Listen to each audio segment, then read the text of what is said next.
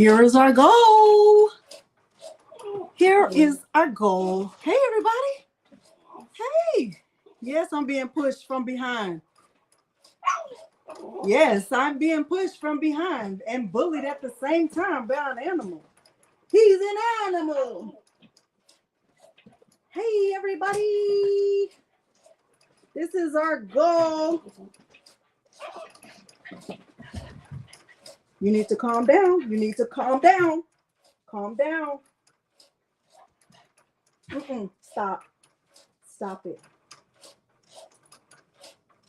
This is our goal, everybody. Hey, everybody.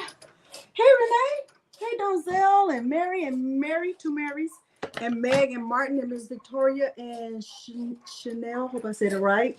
And Robin Lynn's crafting journey. He is very excited, Renee. I think he's been waiting. Hey, Porgy. Hey, Joyce girl and Shelly. Calm down. Calm down. Hey, Tiffany. Latrice and Teresa and Yuritsa and Alwanda and Vicky. Hey, everybody. So this is our goal. This is our goal right here. Hey, Kawanda. Hey, I'm going to put on some lip gloss in a minute, but don't worry about it. Okay, let's start with a giveaway first. So let me share my screen.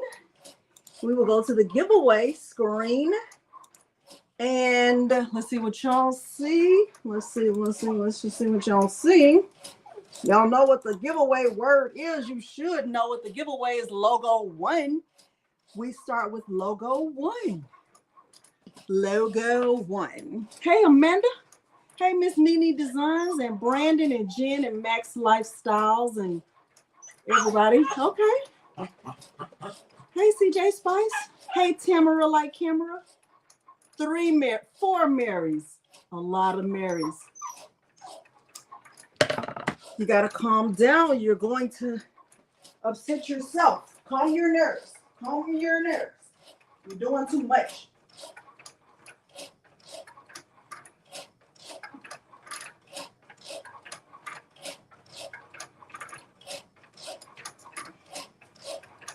Logo 1. We are on logo 1.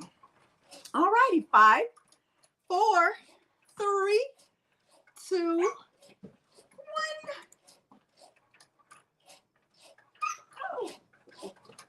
1. Let's see. Let's let them come in. Keep coming in. We'll get to 50.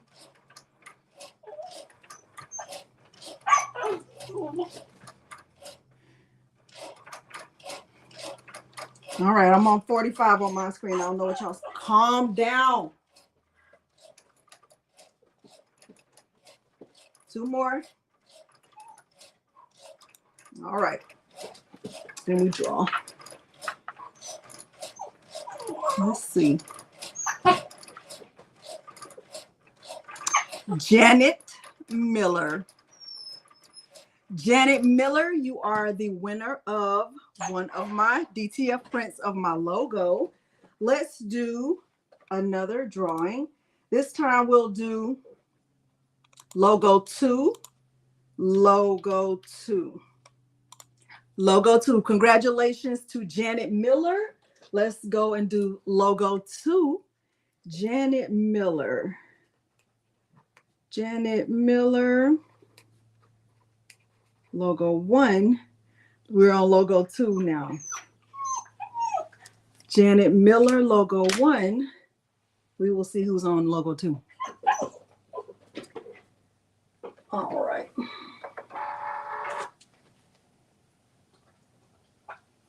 I don't love it. All right, as soon as we get to 50, we will draw. As soon as we get to 50, we will draw. As soon as we get to 50.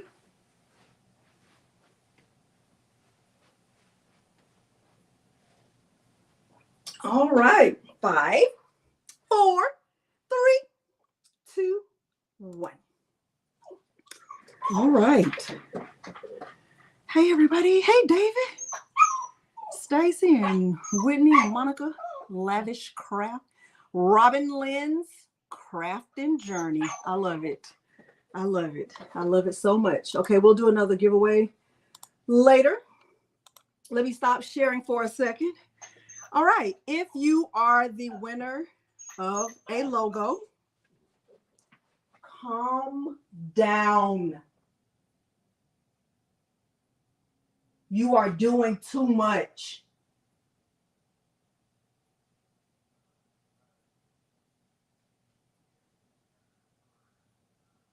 Now sit. All right. Thank you, Lanita, for saying that. The giveaway is over. No. If you are the winner of a logo, all you have to do is send me an email at, hey, Marilyn, craftingwithdelonda@gmail.com. I'm going to type my email address in, craftingwithdelonda@gmail.com. Robin Lynn and Janet Miller, can you please type that in so I can know that you know where to send your address? Janet Miller and Robin Lynn's Crafting Journey, please type that in so I will know that you know where to send your email with your address.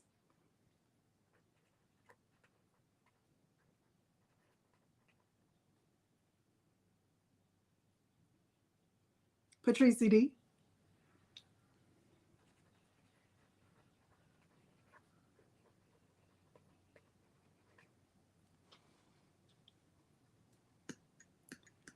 Janet Miller and Robin Lynn's Crafting Journey, type in my email address so I will know that you know where to send your email to me. Okay? Because there's just tons and tons of confusion, and I'm confused at the confusion.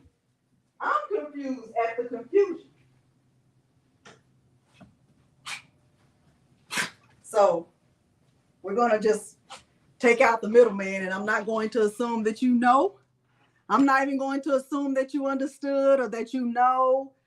Type in my email address so I'll know that you know. And if you don't respond here, I'm not going to send it. Okay? That's how we're going to do that.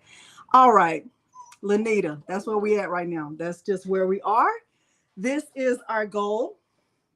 All right, we are going to learn how to engrave acrylic using the Cricut Maker. I do have a special guest visiting with us tonight. He is going to join us in a few minutes, but this is where what I call housekeeping. So we're going to say hello to Milo. Milo is going to go on the leash over there. Hey, Meredith. And I'm going to introduce Paul. His name is Paul. I think I have really, what's the word? Butchered his name. I think I have butchered his name. I called it Larimer. That's definitely not it. I've called it everything other than what it is. Okay, so I don't want to do that anymore. I want him to say his name the right way. I just know how to say Paul because I just think I can do that. So he's gonna have his treat. He's gonna go on the leash. Say hi to the people. Come on. Go ahead and say hi. Hey, Holly. I still haven't heard from them. Go on, say hi to the people. You want to say hi? Y'all know what he wants. You gotta sit first. You gotta be sitting. You gotta be. Hey, Deidre. Hey, Teresa. You gotta be sitting. Are you sitting? Are you sitting? Sitting. No, sitting. Do you want a treat? So who cares about Michelle?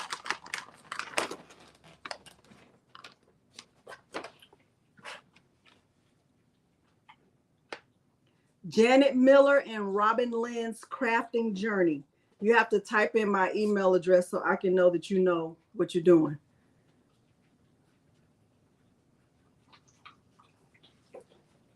Glad you got it, Blue Emerald. And your email is full. I got a notice back from your email. All right.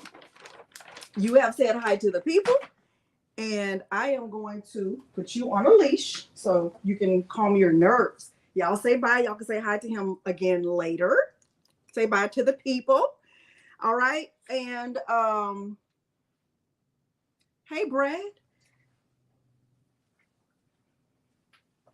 Before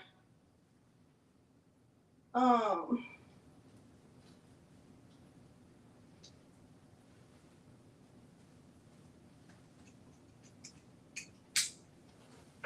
right.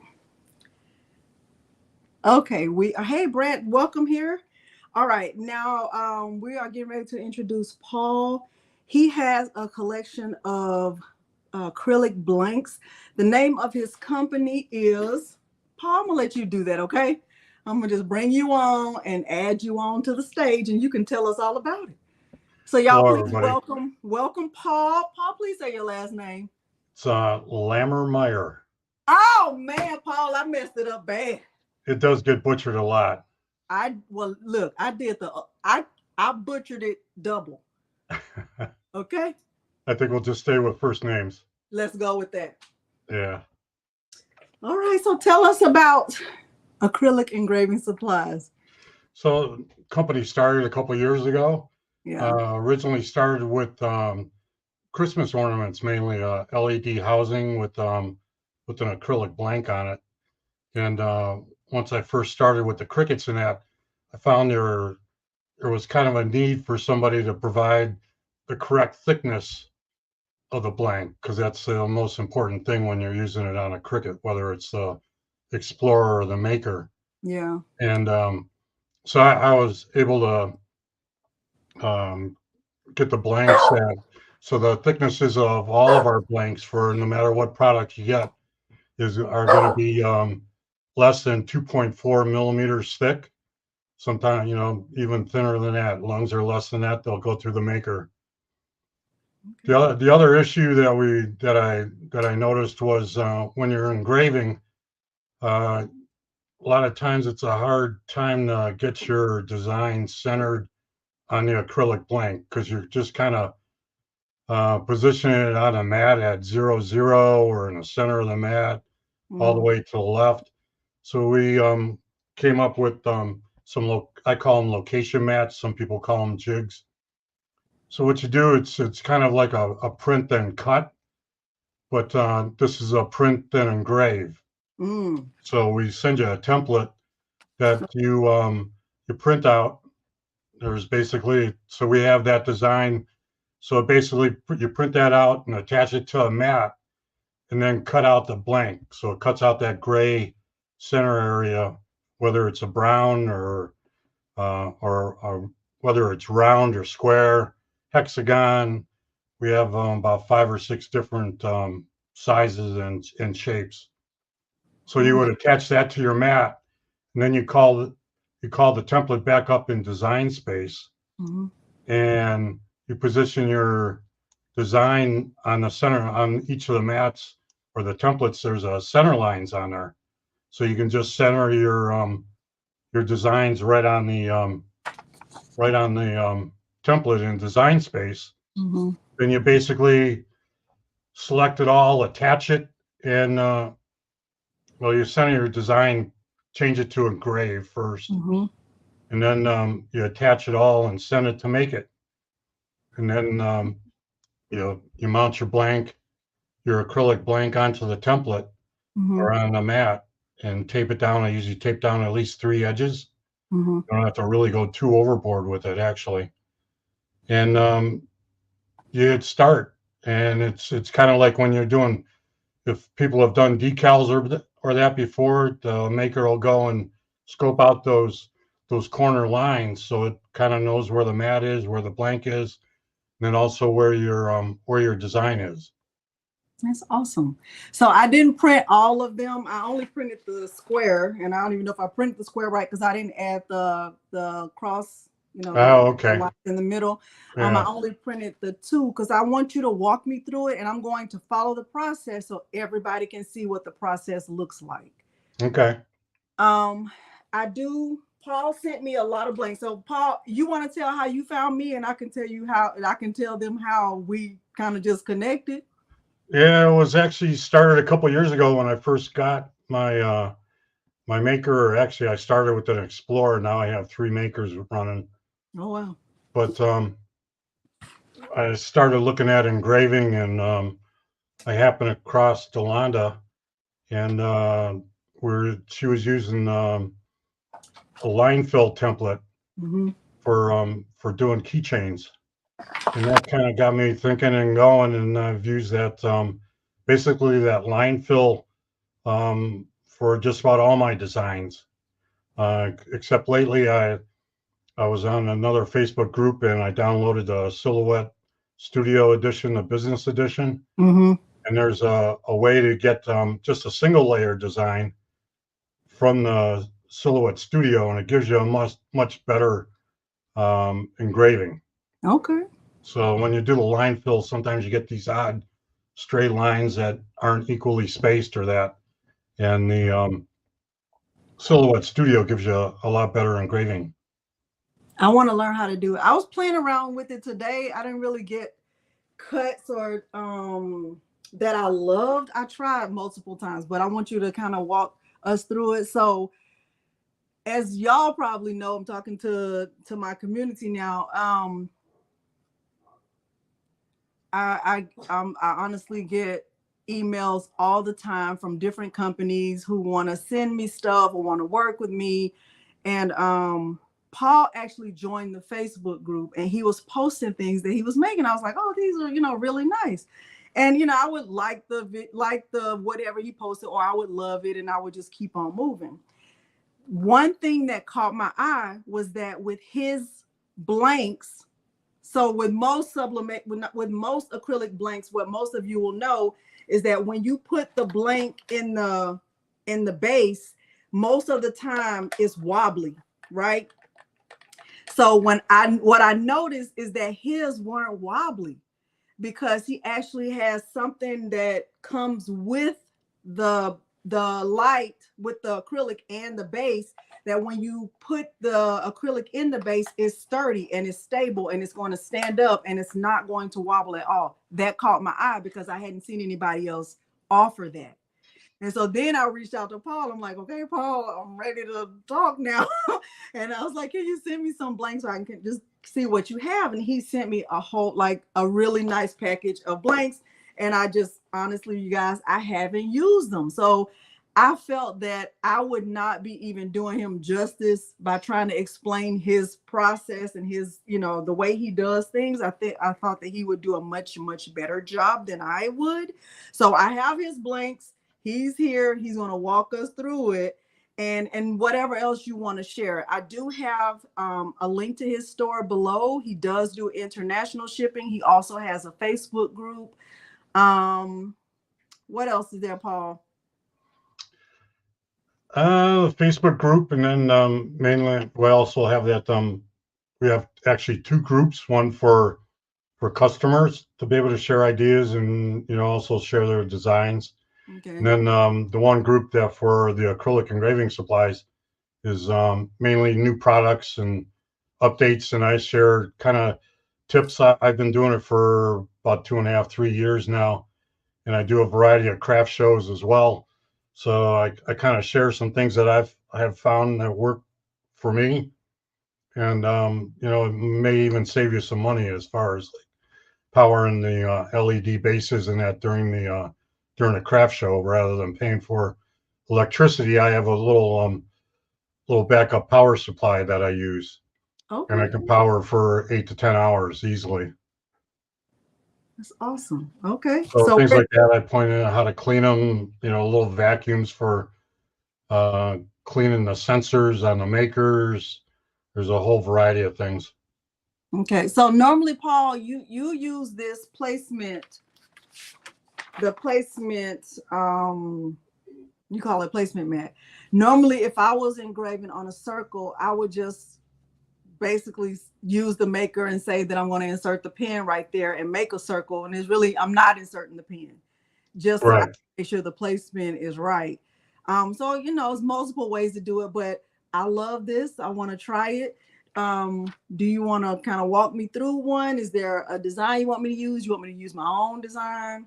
I can take you through one that I have on my computer if you like. Okay, let's do it. The other thing you can do is I make a lot of the ornaments for Christmas time. They're 4-inch diameter, and I actually have three mats with the location jigs on there. So you could be loading up a mat while one is already engraving.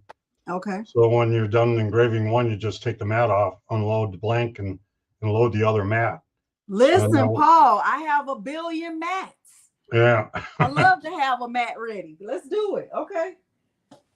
Do you want to share your screen? I can do that. Okay.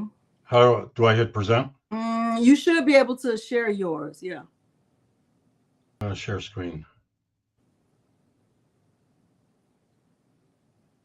What is it showing?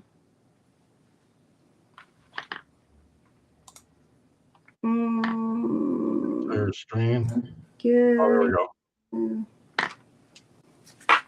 Hey, Claudette and Dee Dee and Gina and Barb and Don. Hey, everybody. Is it showing now? No. Oh, wait. Let's see.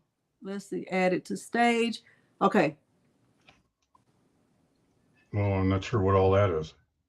That's us.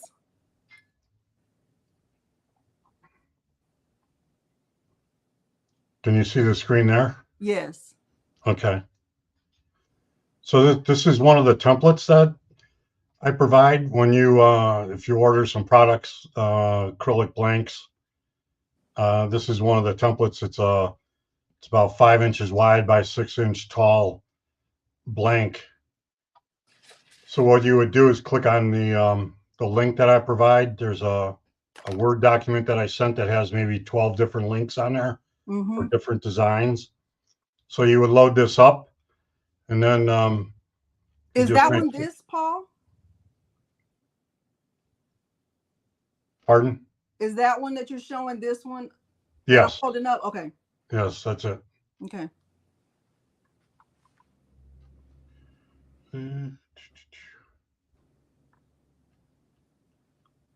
So this is basically what would pull up in your design space, and you just want to make sure all this is attached, which it is already. And then you would just from here, before you do anything with your design or engraving, you want to cut that location mat. So you would hit make it. You would come to here. You don't make any changes or anything. You just hit continue.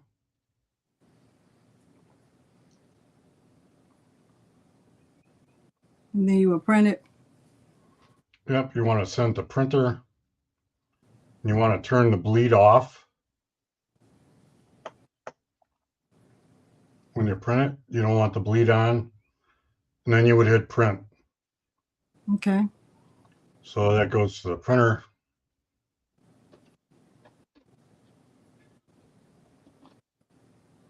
So now we're going to hit cancel. Go back, cancel again. So now you have your template. When you create, after you print out the mat, you would want to attach it to one of the Cricut mats. Now, once you do that, you do the cut portion of it. So you make it, tell it you're already printed, that you want to cut it. Okay. So when you cut it, it's going to look something like this. So you attach the mat to the or the printout to the mat, and then cut it. So this basically creates the outline for your acrylic blank. And as you can see, there's a variety for a 4-inch round. These are for some keychains. These are for another, it's about a 4-inch square acrylic. This is some different size rectangles that we have. Then we also have the larger round and some other keychains. Okay. So once you have the mat loaded in the machine, you're ready to cut out the printout that has the area shown for the acrylic blank, you would come back to design space. Then you want to upload your design. Mm-hmm. So you can upload, I have a variety of them here.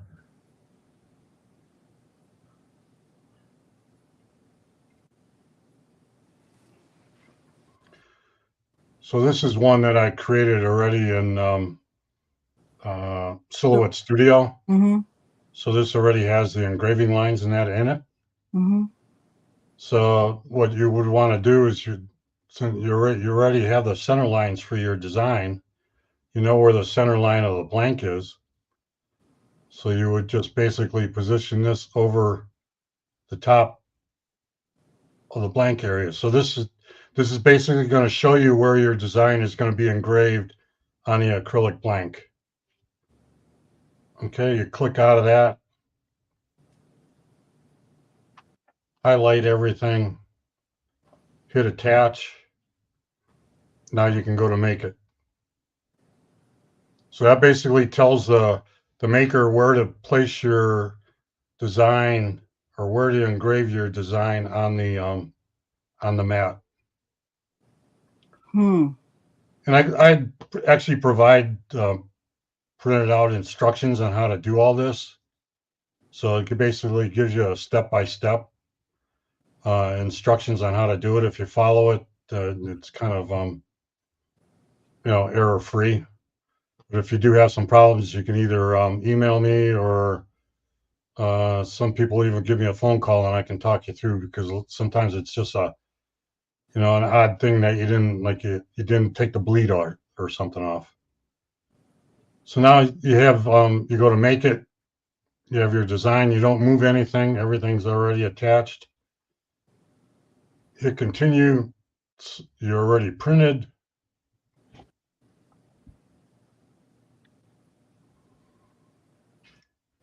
Now I usually always people use different material settings. I always use the tooling leather. I do too. The heaviest one. Yeah, 2.4 millimeters. So that gives you actually gives you the I think it gives you the stronger force, heavier engrave. So now if you hit that, it'll tell you to load knife blade. Oh, because I don't think you changed it to engraving. That's what I didn't do. You're right.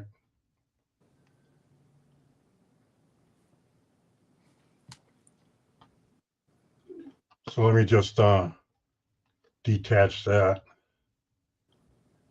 Then if we pick the design, that says basic cut, so we got to change that to engrave. Mm-hmm. I'm going to answer some questions in a minute, you guys. Go to attach, make.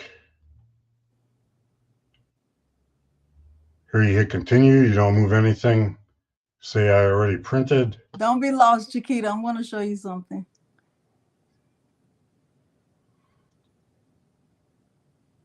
Yeah. So now it tells you to load the engraving tool. So at this point, you'd have your mat loaded with the acrylic blank taped down. Mm-hmm. And one thing I found that's important too is when you're using one of these location mats, you'll see like on this one, I add some masking tape.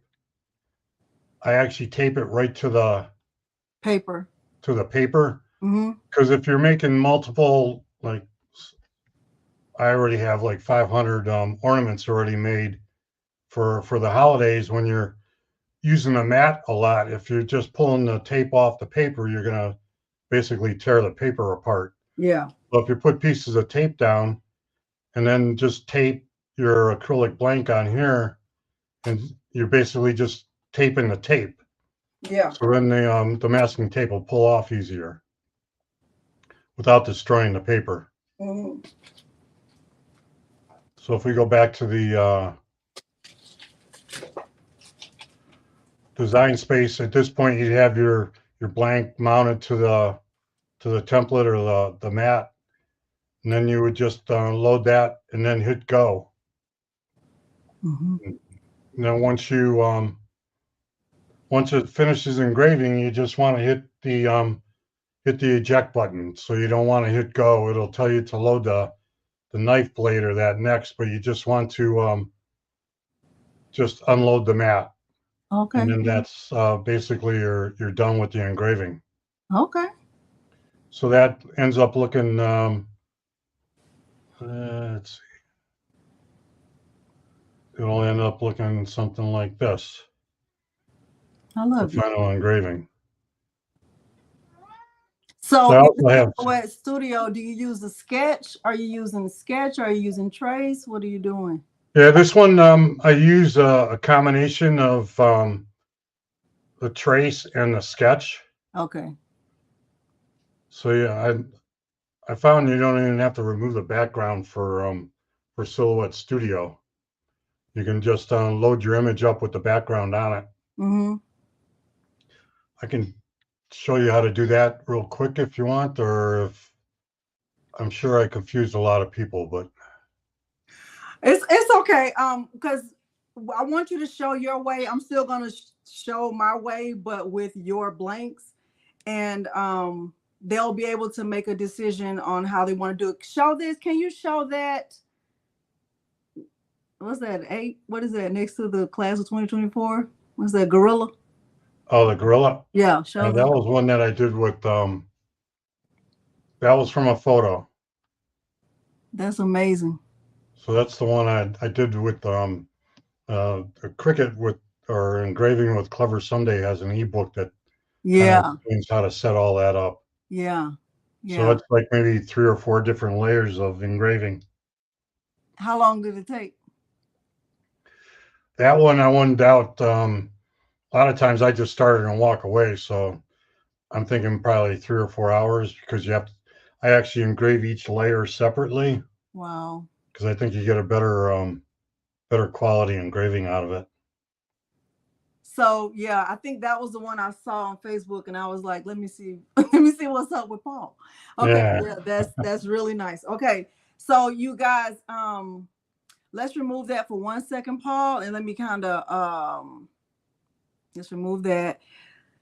Hey, everybody, just coming in. If y'all are just joining, we have a guest.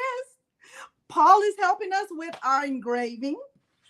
I do have his engraving supplies. So all of the acrylics that I'm using tonight will be from Acrylic Engraving Supplies. The link to his store is below the video. I'm also going to put the link right here so y'all can get it, because I want you to have it. And I'm going to kind of review the materials and answer some of the questions I saw. And we're going to go into Silhouette Studio really quickly. You will, if you want to use his process for making the image before it goes into Cricut Design Space, you will need Silhouette Studio Business Edition. You will, I'm going to show you in a minute, Lorraine, but you will need Silhouette Studio Business Edition. You can't just use the free version, okay? So I'm going to show you that in a minute, but 1 second. Let me go and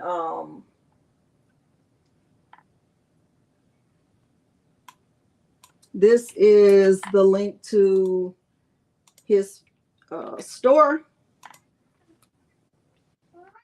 And you can check out what he has available. Now let's look at the supplies that we're both going to be using. Everything that we're showing tonight is for the Cricut Maker. I have done engraving on acrylics with my Cricut Explore Air 2. I did leave the link to that video below this video. Y'all know I'm the queen of links. Y'all don't like to be the queen of anything, but I know I'm the queen of links. I have every link below the video. I promise I do. So the link for that video using the Cricut Explore Air 2 is already below this video. But tonight, everything is Cricut Maker. Everything we're doing is with the Cricut Maker. This is what the engraving tip looks like for the Cricut Maker. Looks like this. And it has a 41 on it. Let me make sure you can see that. Hey, Karen. See that? Okay. So Cricut Maker, Cricut engraving tip. I use my purple mat Doesn't matter what brand, but I use the purple matte. I'm going to be using the Cricut purple strong grip matte silhouette engraver. You can.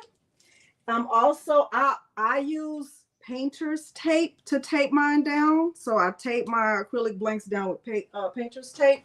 And to clean up my images, I normally use a lint roller. All of that stuff is linked below the video. All of the blanks, every single blank that I'm going to be using tonight came from his store, from Acrylic Engraving Supplies. He has multiple sizes of acrylic blanks. This one is I think this one is the Nightlight, right? Yes, it is. Yeah. Okay. And then it comes with, everything you need with the motion sensor and all of that. This is for what? What are these for, Paul? Those are for the LED ornaments, okay. The housings. Those are the piece parts for the for use with the housings. Okay, so he has a heart shape. He has one with a hexagon. He has the smaller base right here. This is the acrylic ornament. That's the ornament, yes. Mm-hmm. And he also sent this. All of the acrylic blanks that he sent and what he was just demonstrating a few minutes ago, he has a placement mat, what he calls a placement mat. So you upload the image into Cricut Design Space and there's no guesswork about where do I put the acrylic on the mat? Because that's, for a lot of people, that's where the confusion starts, is I don't know where to put my design. So his placement mats help you get your design centered, and it helps you to know exactly where to place it on the mat. So like if I were using this blank right here and I already have this printed out, I would be able to cut this and then I would know exactly where this goes. See that? See how the blank fits perfectly? Y'all see that? Oh, good, Marika. Y'all see that? I think there's a delay. Bueller. Bueller. Okay, Stacy. All right. So that's the purpose of this. You cut this, you print this first. And I would say, now here's my personal opinion. Y'all know I'm gonna give it to you. I would print this on cardstock because you could use this multiple times. You wouldn't need to keep printing this. You print it one time and you save it. So print it on cardstock, and then you put it on the mat. You let your Cricut cut it, and then after your Cricut cuts it, you know exactly where your blank will go. It'll go exactly where this cut out from. Okay, so when you purchase, or if you purchase this shape, you're going to get this template. If you purchase this shape, you're going to get the templates to know exactly where to center it in Cricut Design Space and where to put it on the mat. And that was another reason why I agreed to work with Paul, because he has so many unique ideas and so many things that will be helpful for everyone. Okay. All right. So now we're going to go back to Paul, and he's going to show us how he just does a quick design in Silhouette Studio. Remember, you will need Silhouette Studio Business Edition. When he finishes doing that, if I didn't catch on, or if I don't know how to do it, I'm going to still do it with the engraving field the way I've been doing it, okay? Now, I did engrave acrylic earlier today with your sponsor, the rambunctious one. So I did do this one today, but I did use the engraving field that I've been using. So I just put it on a little keychain to see what it would look like if I kind of rotated the field a little bit.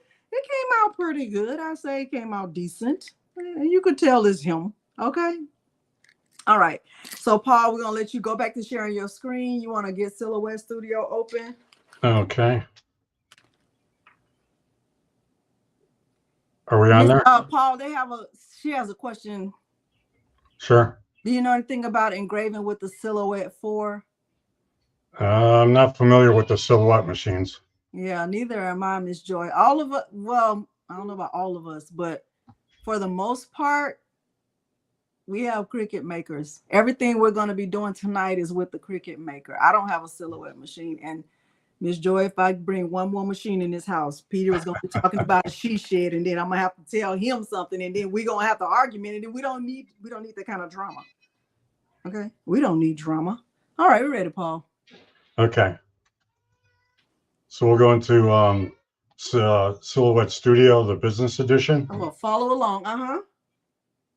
So if you go into setup, which is up here in the right hand corner, it'll open up this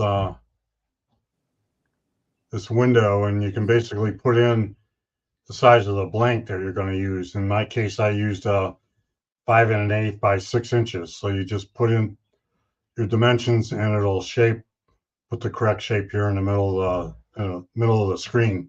Okay. So if you already have your image saved, you go into File, and then Merge. And in my case, I use the graduation one again. And I found you don't need to remove the background either first. Like this one doesn't have the background removed. Is the file you're bringing in an SVG? What kind of file is it? No, it's a PNG or JPG. Okay. JPEG file. All right. So I just did a capture off the internet. Okay. So you hit File and then Merge, and then your picture will show up here. Okay. Click on that, and then grab a corner. The corner allows you to resize it, but it keeps everything in proportion. Yeah. So I catch a corner. Again, the white area is the size of the acrylic. Yeah. So I just sized it. I think this one I actually made a little bit bigger. And then I click off, and then I just click back on it. And then it doesn't really, it's more for just your own reference as far as where the design is in the white space. Because the white space isn't going to be exported to design space. So once you have that set where you want it, you want to go over to trace, which is the fourth one down. Yeah. Fourth icon on the right. Hit trace. And then I should say before you do the trace, go to your layers, which is in my case, it's the fourth one up from the bottom. What did you say? Because it cut out. Layers. Layers. Okay. So if you go to layers, this tells you all the different layers, because you can create different layers, kind of similar to what we do in Design Space. You can do it in Silhouette Studio as well.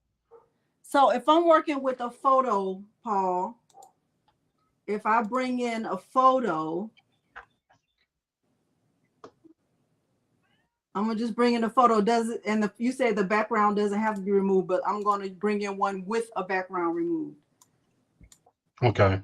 Okay. And then you said go to trace. Yeah, we'll go to layers first. Okay. And I always hit this little minus sign. It just kind of condenses everything. Then you want to add a layer. And you can call it whatever you want, or leave it as engrave or as layer 2. Okay. Mine says layer 2. I'm going to call it engrave. Okay. So you want to click on that, and wherever that green check mark is what's active. So you want to have that highlighted. Then you want to go to trace, and you select trace area. Gives you a little cursor there. You want to highlight all that. Turns it all yellow. You'll see the threshold is 45. So if you find out on your design that everything isn't fully in yellow, because yellow is going to be what's going to be engraved, or if you want it crisper, like if you go way over towards towards the left, you'll see the rough edges. The farther you go to the right, you'll see that the edges are a lot more crisp. So if it's a photo, I want the whole photo to be yellow. Right. Okay. Then you go down here to trace, hit trace. So then now you'll notice there's you can barely see the red lines around the design. So if you eliminate, you can also turn off the design. So we're gonna just hit that eyeball. You see where I am? Turns off the design, but it keeps the trace on there. Yeah. Okay, so now we want to go back and click the polygon, or you can highlight all this. And you want to go to sketch. I usually move it out of the way here. Then use the one with the diagonal lines. Wait a minute. Sketch is Sketch is this one over here, 2 above the layers. okay. It's got like the zigzag lines on it. Mm-hmm. So once you're in there, you want to select the diagonal lines, Okay. and you notice it fills everything in. So the spacing there is 0.079, which is why it doesn't look real crisp. You want to change that to 0.015. How do you see the? I don't see the numbers. Oh, I see it. You said change it to what? 0.015, Uh-huh. and then hit enter. And you'll see those are all the, if you zoom in now, I'm just going to zoom in so you can see all the engraving lines are there. Oh, that's so good. Okay. Okay. Oh, that's so good, Paul. Oh my God. Yeah, and it engraves a lot better than using the line fill too. Oh my A lot more gosh. consistent. Now, one thing I always do is I always put this at about 60 degrees Put over what? here at the angle, Oh, okay. Let me because go. it'll put the lines, instead of being straight across, it'll run them at 60 degrees, and then you just hit enter. And you'll notice it looks a lot, a lot brighter. Okay. So that means it's going to engrave at an angle.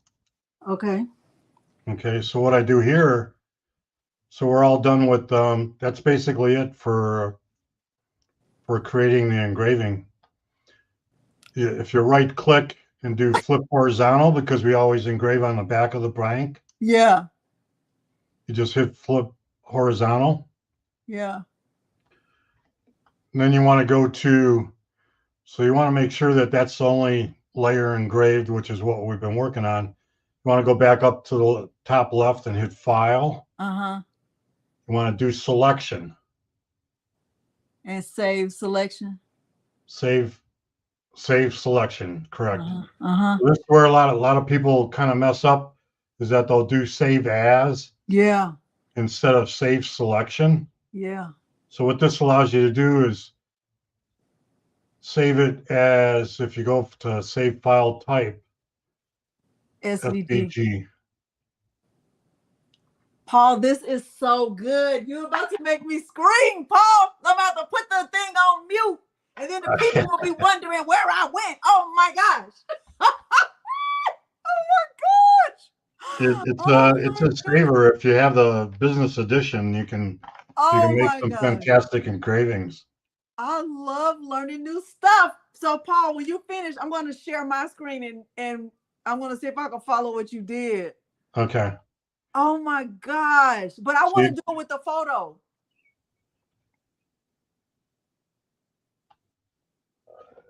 So now it's saved, and then you basically just upload that into Design Space. Oh my gosh. When you upload it, you get the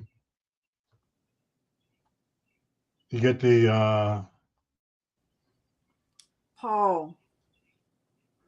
You get this when you upload it, and then, as we did earlier, you have to select your design and then change it to engrave. Paul.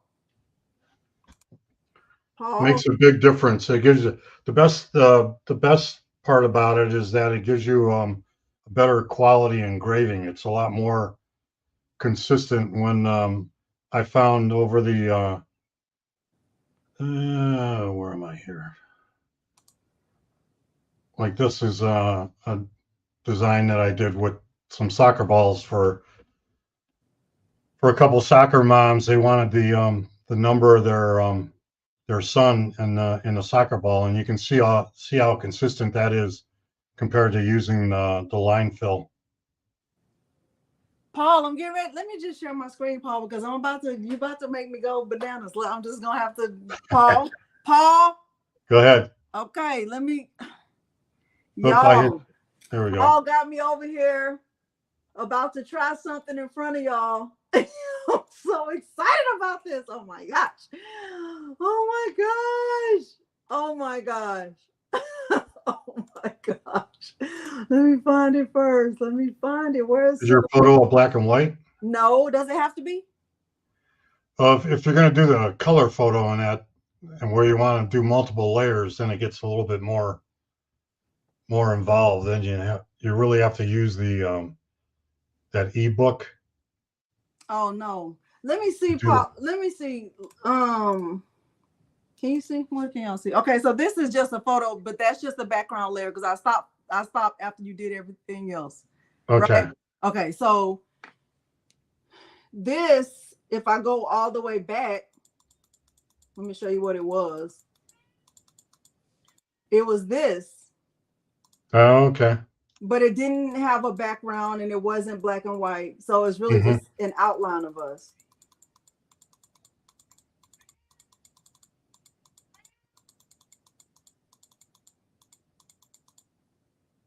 So it was just this. Okay, so when you use a Silhouette Studio and you're doing a photo like that, then you have to create like 2 or 3 of those layers, and you're basically doing different thresholds on there. Oh, it highlights different parts of the photograph. So in that way, when you put all the layers together on them and send it to Design Space, it creates that 3D effect. How is that different than using like picsvg? I think it gives you, when you do it in Silhouette Studio, it gives you a lot better, more realistic engraving. Like I can show you a couple of photos if you want. I did a couple of my cat. But the thresholds basically is what creates that depth to the photograph. So let's just say with the let's take this one out. Let's say I'm doing a picture of my dog, right? And I'm going to use this picture right here of him. Yeah. What would I do? What you would want to do is first go over to let's see.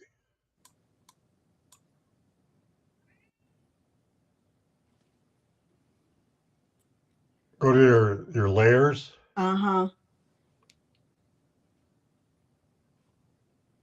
Okay.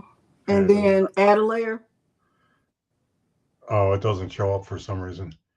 Yeah, you want to basically add. Oh, hold on. Let me go to share. Let me go to full screen. That's why. Present, share screen, entire screen like that. Hide. Okay. There you go. So just hit that minus button up there where it says or what? Oh, you got layer 2 there. I just added that. Did you? Okay. So add 2 more layers. Just hit the button a couple times. Okay. So now go back down and highlight layer 2. Go to your trace. Select trace and just highlight the photo. Okay, then go to your thresholds already set at 45. So that's good. Just hit trace on the bottom there. So don't make all of his body yellow? No, in this case, if you're trying to do the photo, if you make the whole body yellow, it's just you're gonna engrave basically that whole yellow part. Oh, okay. Unless that's what you want to do. So now hit undo.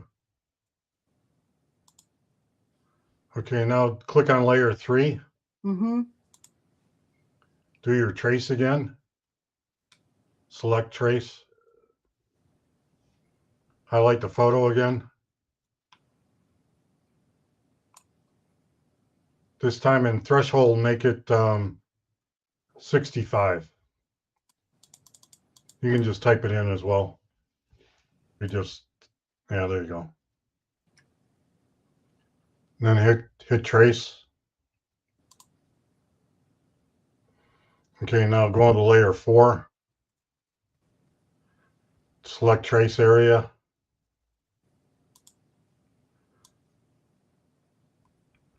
This time make your threshold 25. Oh, wow. Hit trace.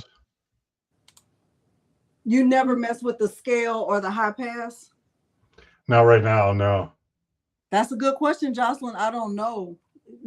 So Jocelyn's question, Paul, is how do you know what to make the threshold? Sometimes after you do it a few times, you're gonna get used to it, where you can see that there's going to be some variation. Mm-hmm. So like right now, if you go over to your layers and turn off layer 1. Go here and turn it off? Yeah, turn it off. So then what we need to do is put those engraving lines in. Go to So maybe you didn't hit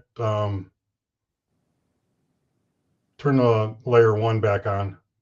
Doesn't look like you hit enter after you got to hit trace under your trace over on the left. Oh. On layer 4? Yeah. Okay. Now go over and turn layer 1 off. Oh, wow. Now select all that. Over here? Yeah, select all 4 layers. Now should I select like this dot? No, you're good right there. Okay. Yeah, go to sketch. Okay. Hit the diagonal lines. And 0.15. Right. Or 0.15. Oh, Right. wow. Okay. Now what you want to do is bring the layers back up again.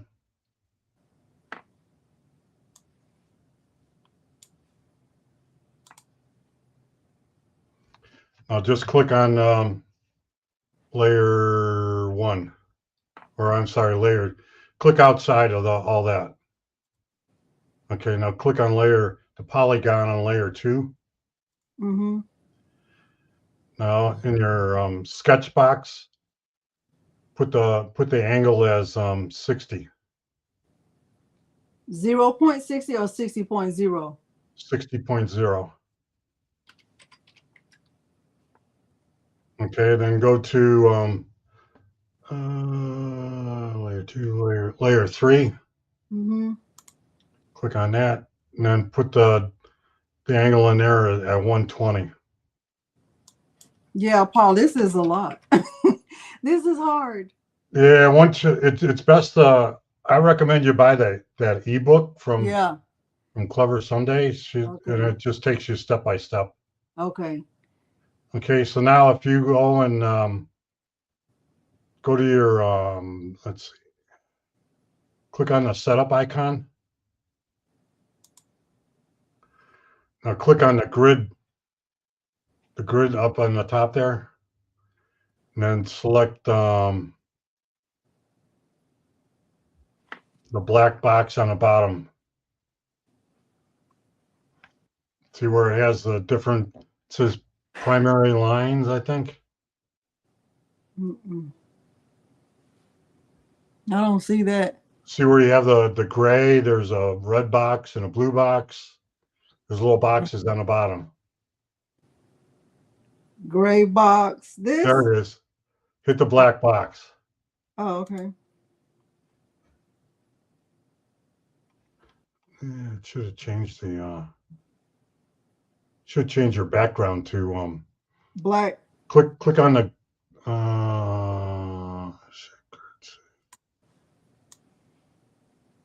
now bring the setup back again.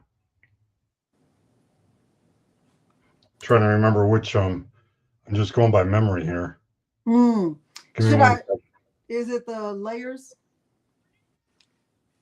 Click the box that says show grid. Show grid. Oh, okay. Uh-huh. Yep.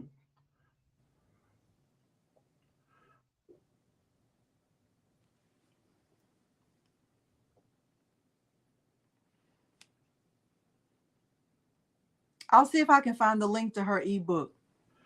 Yeah, that's the best thing because she has a whole explains the whole all the steps. Mm. But it'll unclick the snap to grid. Do I need to select the dog first? Yeah. Unclick the show grid.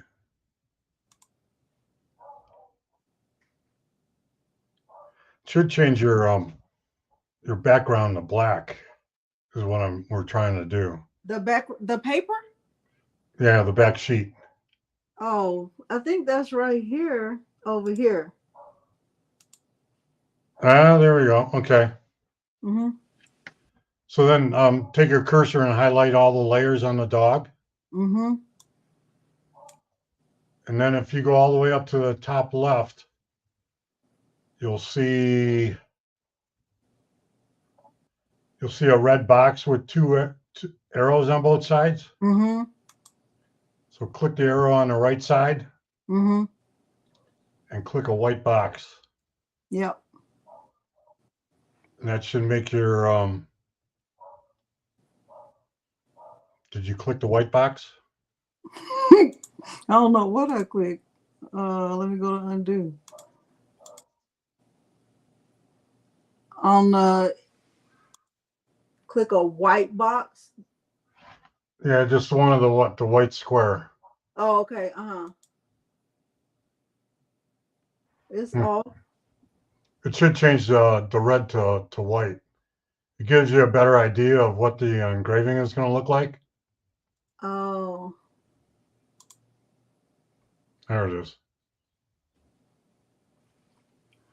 So sometimes you have to play with those thresholds so that you don't get as much white where things will kind of washes it out. Yeah. So because you want to get more of a contrast between the layers. So with the dog, with the photo like this, where there's no background and they're basically really just two colors because the dog is black and white, how do you know how many layers? Again, in her ebook, she starts out with 3 layers.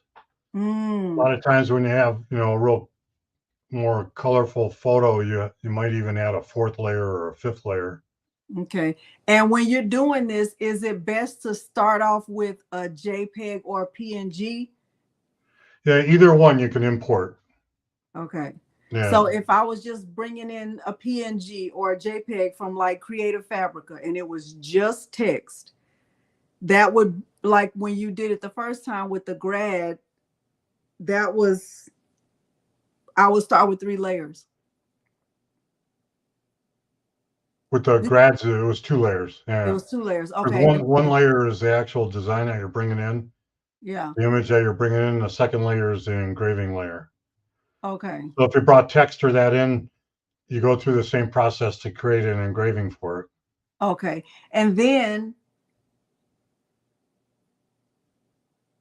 once you finish doing the traces, you save it as an SVG and bring it into Cricut Design Space. Exactly. Yeah. So, but with this, so like, let's just say this will be finished. Right. So I would flip this. Right. So you would basically just make sure in your layers that you have all the polygons highlighted, which you do, and then go to File. But number 1 is not highlighted. We don't need number 1. Number 1's your photo, so you don't want to. That'll just But I need to flip it, right? You can flip it, yeah. And then go to File and Save. File, Save Selection, Save As, and you want to save it as an SVG. My little trace. And then bringing this into Cricut Design Space, would take about, like, to engrave it would take like how long? It might take about an hour or two. Oh Lord, we don't have that kind of time. Because yeah, I usually engrave each layer because Design Space has some limitations on how big some of the files are. You engrave each layer separately? I do, yeah. Because Oh, I think it gives a better design. You know, it gives a better final design. so you would save this as 3 different files, like layer 1, layer 2? Now, when you saved your SVG file, Yeah. it saved 3 layers. Oh, so you would engrave the first layer and then come back. Right. So you just turn the other 2 off. Oh. You know, hit the eyeball and turn them off. Engrave one layer, then turn the other one on, turn the original one off. Oh wow. And do the 3. That's the way I usually do it. Okay. Because if you're last year, I think I did about 100 different photos for pets and houses and dogs and pets. You know, people, different memorials. Mm-hmm. You know, when you're selling them, you want to make a quality engraving.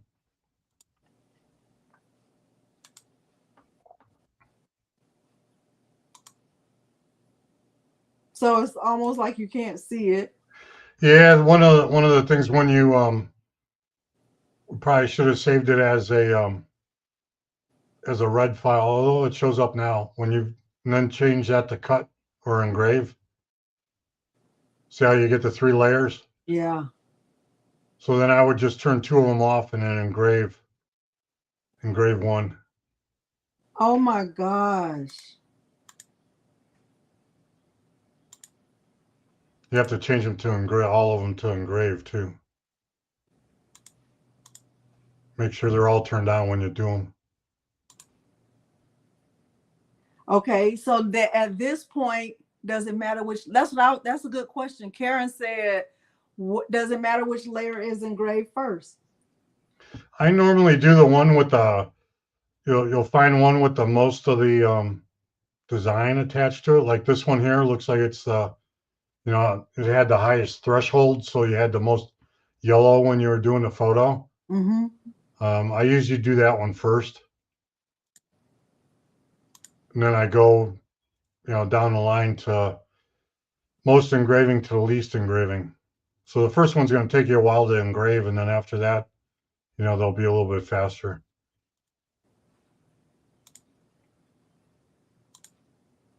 But if I was using, okay, so let's go to your, let me save this.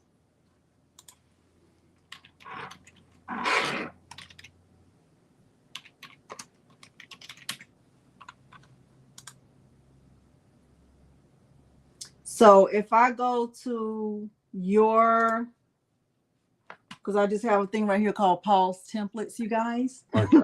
And so here are some of his templates. So for example, if I wanted to use the round template, let's go with the round template for this. All right. Okay.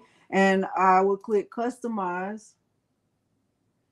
And I would bring his template in, and then I would bring that photo of Milo back in. Right. So right. I go to so you basically just want to upload it again. Yeah. Yeah. Add to canvas. And then the first thing I do there is I save it as Milo. Save this whole thing as Milo? Yeah, because you don't want to alter the template. You want to keep like a master temp. You want to have a master template. Mm-hmm. Okay, so let's stop right now, you guys.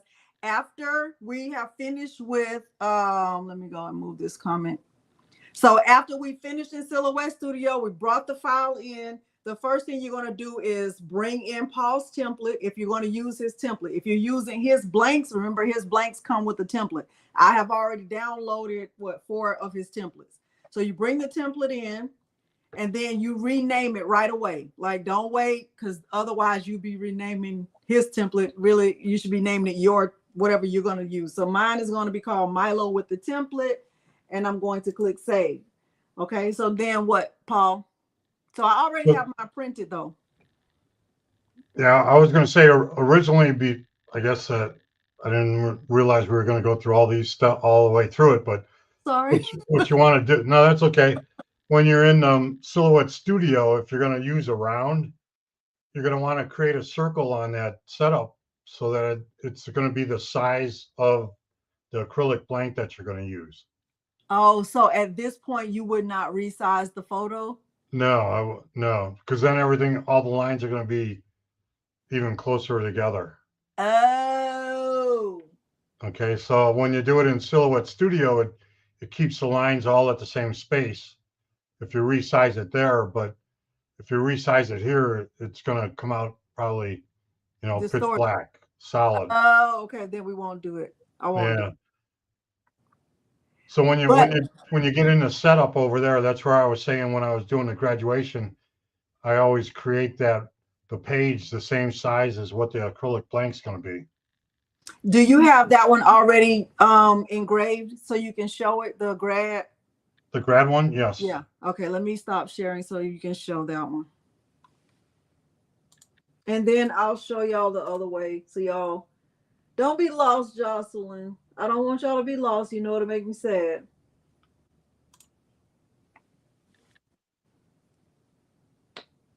No, don't remove the mats, Mylene.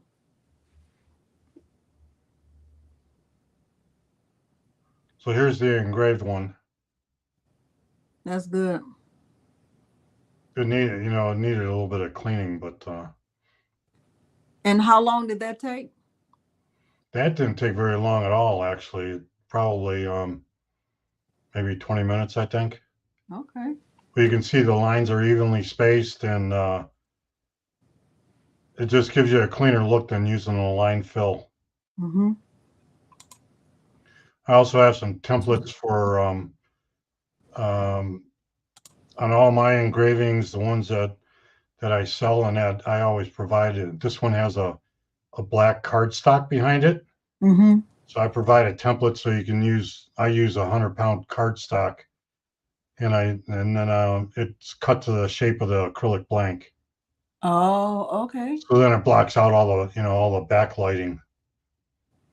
Okay. So it gives you a crisper feel, and then also when you mount it into the LED base, you want to use if you buy our acrylics, we provide this. I think this might end up being a video, but we provide this. Acrylic engraving. We provide this. Yes. 2mm spacer here. Yes. So like this kind of tells you through, how it usually leans back or wobbles back and forth. Mm-hmm. So if you buy some of our blanks, we provide the spacers as well. And then it's you can easily just push it in. It takes up the space and makes it a nice solid fit. And everything is nice and sturdy, no wobble. So those we include with all of the acrylic. I love it. I think it's great. All right, so I'm going to bring one in, Paul, just a regular SVG from Creative Fabrica, and I'll just demonstrate how they could do it if they don't have Silhouette Studio. Okay. Business edition, and if that was a little bit too complicated, because otherwise, Paul, I'll feel really bad because I don't want them to be frustrated. Like, it's always my goal for them not to be frustrated. I agree. So yeah, let me show y'all how I do it. So, okay. All right, so I'm going to share my screen again, you guys, and I'm going to demonstrate how I would do it if I was not. Let me go to a new screen. Let me share my screen. Well,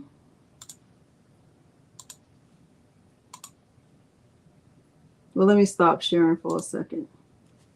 Let me check on y'all. How y'all doing? Let's take some deep breaths. Let's bring it all back together. Let's take some deep breaths, and we're going to try it another way. So Paul has shown us one way. And of course, you might have to watch the video a few times. I'm going to have to watch the video a few times to really understand the tracing and the layers. I do think my engraving of Milo is going to be really, really good. I think it's going to be great. I don't know anything about a Cameo. I don't have a Cameo, Karen. All I have is a Cricut Maker. Bessie wants to know if you sell the template, Paul. We don't sell the templates. We actually provide them free. Oh, the template comes free. Okay. I'm going to do a giveaway. We're going to reset, and I'm going to show you the way that I've always engraved. I'm still going to use Paul's acrylic blanks. And I don't want you to be confused. I really, really, really, really, really don't want you to be confused. Like, it'll make me sad if y'all are confused. Okay. It will really make me sad. Okay. Okay. So the ebook, I will try to leave it linked below. I don't have her book. I only know about her book from Paul. But I'm going to do my best to help y'all get through this. If you already have acrylic blanks and you already know that you want to do engraving, remember we're using the Cricut Maker. We're using the Cricut Maker with the engraving tip, the number 41 tip. We're not doing this with the Cricut Explorer. I don't have a Cameo or any silhouette cutting machine. I don't have any silhouette machines. Okay. That's not color engraving. The color was coming from the light that comes from the light base. Okay. One thing that's important too is, Delonda, for the engraving tips, the tool, it's best to get ones that are actually Cricut brand, because there's a lot of other ones out there. You might be tempted to get something cheaper, but a lot of them, as you know, in the Maker, they go off to the side and they have to be detected, and a lot of the off-brand ones just don't get detected, and then you're stuck with a bad tool. The acrylic spacers, I don't sell those separately. I provide them with either an LED bases when you purchase those, or with the acrylic blanks. Okay, so with the base, it comes with the acrylic blank, and I have my other box right here. And this is what the spacer looks like. The spacer, right. And so if you buy the acrylic blanks from us, or if you buy the bases separately, we'll provide the spacers. See that?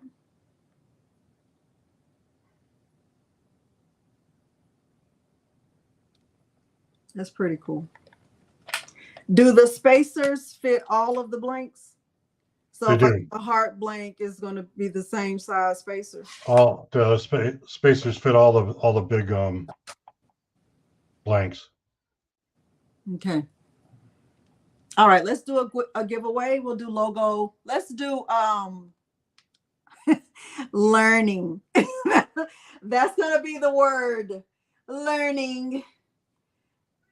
Let's go to the StreamYard giveaway. Paul, did you want to stay with us, or we don't want to hold you?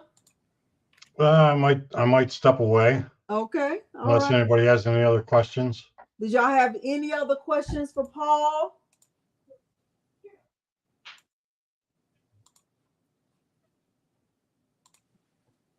Y'all have any other questions for Paul? The word you're typing in is learning. The word you're typing in is learning. Paul, do you have gift certificates on your website? That I don't know. Oh, okay. No.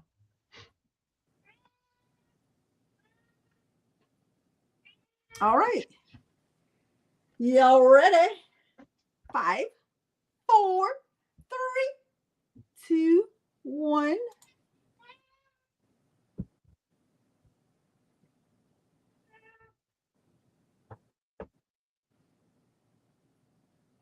Crystal Johnson. Crystal Johnson, you are the winner of one of my logos, my DTF logos. Crystal Johnson. My email address is craftingwithdelonda@gmail.com, craftingwithdelonda@gmail.com. I'm only going to be sending the DTF logos to people who know my email address, because you have to send me your mailing address. And my email address is craftingwithdelonda@gmail.com. Paul is going to step away unless y'all have any other questions for Paul. We will try to get the link to the ebook that he was referring to so that y'all can purchase that. Okay. Very good. Y'all good? Thank you Great so to meet much, everybody. Paul. Thank you You're very, welcome. very much. If we get any other questions, they know all of his contact information is below the video. All of his contact information is below the video. He has a website. He has a Facebook group. You can order from him. I think he listed all of his contact information. So thank you so much, Paul, for being here. Thank you for supplying us with blanks and templates and spacers and all the learning. You're welcome. You have a good evening. Information overload. Thank you so much. Okay. Bye-bye. Bye. All right. Y'all ready? Y'all ready? I love y'all. I love you. I know it was a lot. I know it was a lot. I'm sorry. Okay. All the steps. We need all the steps. Paul was great. I think he's very knowledgeable. But I do think that was maybe too much to learn at one time. So now let me show you what I would do if I didn't, let's just say I don't have Silhouette Studio Business Edition. I don't want to learn how to do it right now. Like, it's on information overload. I cannot handle it. It's too much. What I would do is this. I'm going to show you exactly how I would do it. So let's just say I'm using his blank, right? This is one of his templates, right? Right. And if I were to measure this, I would say it's right at about 6 inches across. No. Sit. It's right at about 6 inches across, right? So what I would do if I didn't have Silhouette Studio Business Edition, I didn't know how to do trace and layers and all of that. If all I had was Cricut Design Space with my Cricut Maker and my Cricut engraving tip. I think he gave y'all good information about not buying off-brand engraving tips. Use the Cricut tip, okay? Use the one that's the Cricut brand, the number 41. Make sure I'm showing it to you right. That one right there, okay? So I would do that. I'm also going to make sure I'm using a purple strong grip mat. I'm also going to use painter's tape, okay? So let's just say I wanted to, use a file like that says class of 2024. That is my affiliate link. The link that I shared, his link is my affiliate link. You do not have to, in order to do it his way, you have to have Silhouette software to do it the way he was showing us. But I'm going to show you the way I've been doing it since the way I've been doing it. Okay. All right. So another thing I'm going to use is painter's tape. And I'm also going to use my lint roller. Okay.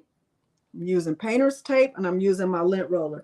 Now, there is one other thing.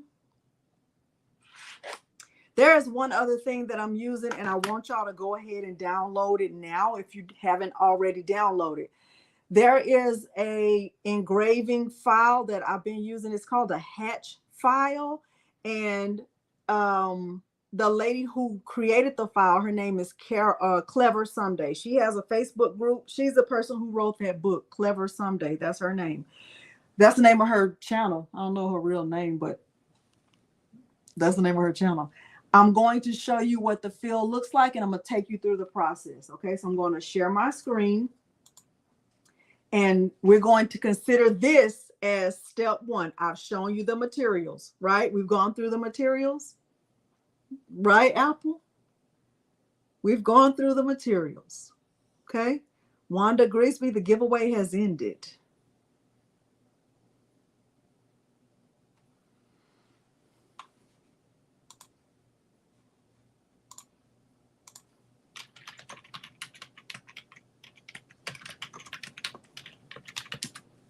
Okay. Okay, so I'm going to share my screen. I'm going to go to the end. Let's go to this window, Chrome tab right here. I'm gonna click share. So if you look right here, if you don't already have this engraving fill downloaded, I want you to download this. I use this. I've been using this for as long as I've been engraving acrylics, and I think the acrylics that I've done have come out very nicely. Okay, I really feel like they have. I like the way they've turned out. Could they be better? Yes.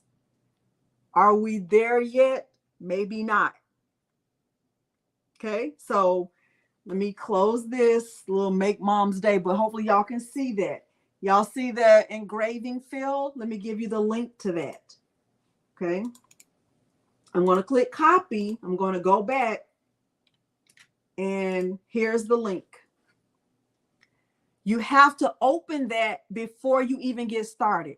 When you open that, you will save it as a different name. Save it as engraving fill, my engraving fill, Delonda's engraving fill, Gail's engraving fill, Susan's engraving fill, Carol's engraving fill.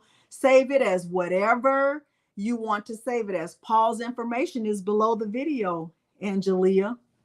His information is below the video. Oh, I bet you are, Carol. Thank you, Susan. Okay. So the first thing is, after you have all of your materials, download this and open it in Cricut Design Space, and then rename it. Open that in Cricut Design Space and then rename it.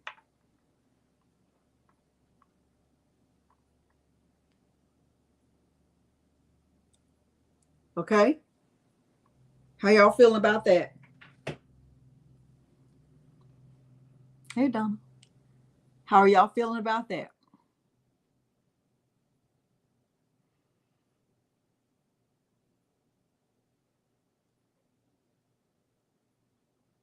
Feeling good, Kawanda? Okay, so this is our starting point. Good, Jesse. Good, good. I want y'all to feel like you can do this. I don't want you to feel confused. Okay, I want you to feel like I can do this. This is not going to be too hard. I want you to feel great about it, actually. Okay, perfect. All right, so you have your materials. You have we're using Cricut Maker, not any other machine. You're going to download that engraving fill that I have on the screen, and you're going to rename it. Do not use it as it is. Please rename it. Call it whatever you want to call it. Okay, call it whatever you want to call it. You can call it a bunch of lines. Okay, so I'm going to go and I'm going to go back and share my screen, right? So I'm going to click right here. I agree to the Cricut terms, and I'm going to click open in app. Okay, so let me share my screen so y'all can actually see that I'm doing it too. And we are going to go through the full thing all together. Present, share screen, entire screen like that. All right, hide that. And we're there. So I'm going to open the app. Download app. Let me go to my app. Here it is, right? Foil or engraving fill. So I'm going to click edit a copy. Now, when it comes in, I'm not going to resize it or anything. I'm going to rename it. I'm going to click save as. And I'm going to call this Delonda's engraving fill. And I'm going to save it. That's what you should be doing. You should have did what I just did. Now, I know this doesn't look like anything, but it's actually a box of lines. That's all this is. And if I were to stretch it out, you will be able to see that this is just it's a box of lines. See that? See that this is a box of lines? Oh, Bobby, I had to update yesterday. I did not want to. I did not want to do it. Hey, Lisa Rodney. Okay, so I'm going to go undo because I don't really need it stretched out like that. I'm not resizing it or anything, okay? So now I'm going to upload a design that I just got from Creative Fabrica, and it says class of 2024. So I'm going to go to upload, and I'm going to go to upload image and browse. And I'm going to go to my downloads, see if I can find it. Okay, and I think I want number 14. Okay, we're just going to do this one right here. Yours says Delonda? Okay. Okay, so I'm going to bring this in. This file came from Creative Fabrica. You can get one just like it from Creative Fabrica, okay? So, and I brought in number 14. I'm going to click upload. And if y'all want me to show you how to see how I have all these sketches right here, if you want me to show you how to do that, I'll show you that later, okay? Oh, I'm sorry, you have to update Elevate. Okay, so I'm going to click on the file. I'm going to click add to canvas. Hi, Diane. Okay, so the file came in. I'm going to bring the file down.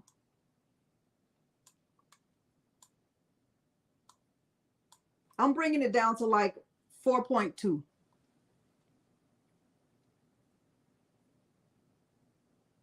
We still together? How y'all feeling? Are we still together? How are you feeling? Are we still? We're all in this together, hand in hand. Bum, bum, bum, bum, bum. Lisa, the giveaway has ended. Okay, Lisa is doing a giveaway with nobody. She's on logo 1.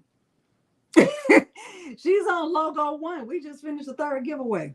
Lisa, we not on that, baby girl. Baby girl. Y'all tell Lisa the giveaway has ended.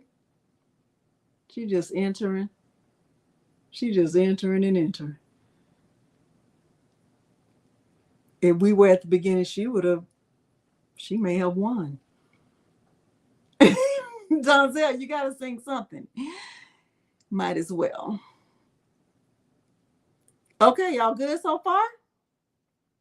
Now, because this is a collection of lines, sometimes, and I want y'all to stay with me, sometimes you get better results when the lines are at a diagonal instead of just being horizontal. Vertical, blind, vertical.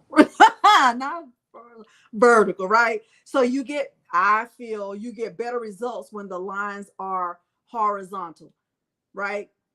I keep saying horizontal, vertical. You want them to be diagonal. You want them to go like this, okay?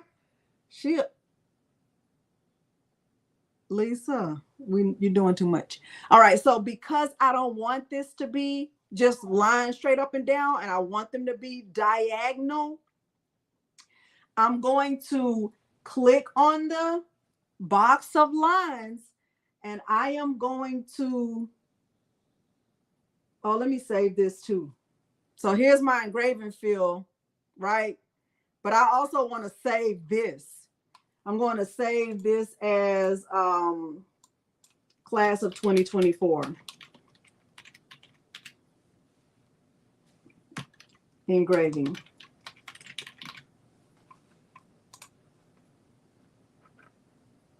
Because I want my engraving to be saved as something else. All right, so look, I'm going to take my box of lines and I'm just going to rotate them by 30 degrees. I'm going to take my box of lines. I'm going to go right here to rotate. See where I am at the top, in the top panel at rotate. I'm at the top at rotate. I'm going to rotate my box by 30 degrees. I'm just going to click on 30 and hit enter. See where I am?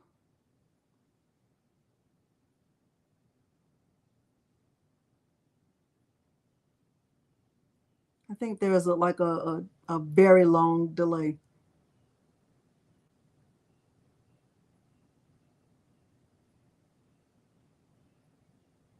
So if you're following along, yours should look like this with whatever image you're using.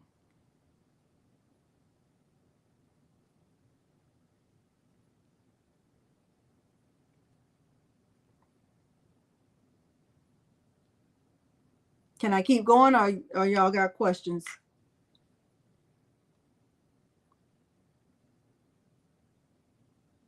Renee says she got it. Oh, Lord, Carol. Thank you, Nani. You okay, Tracy? You good, Gail? Keep going, Kawanda? Okay, let's keep going. So I'm there. I have my box of lines. They're at a diagonal, and I have my file. What I'm going to do with the file is I'm going to take the file and I'm going to weld it.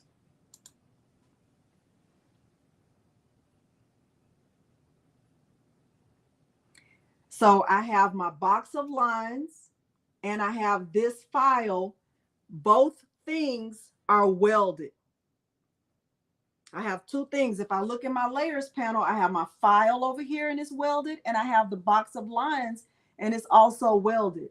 And now I'm going to take my file and I'm going to put it on top of the box of lines. And I'm making sure that it's completely in the box of lines so that you can't even see it.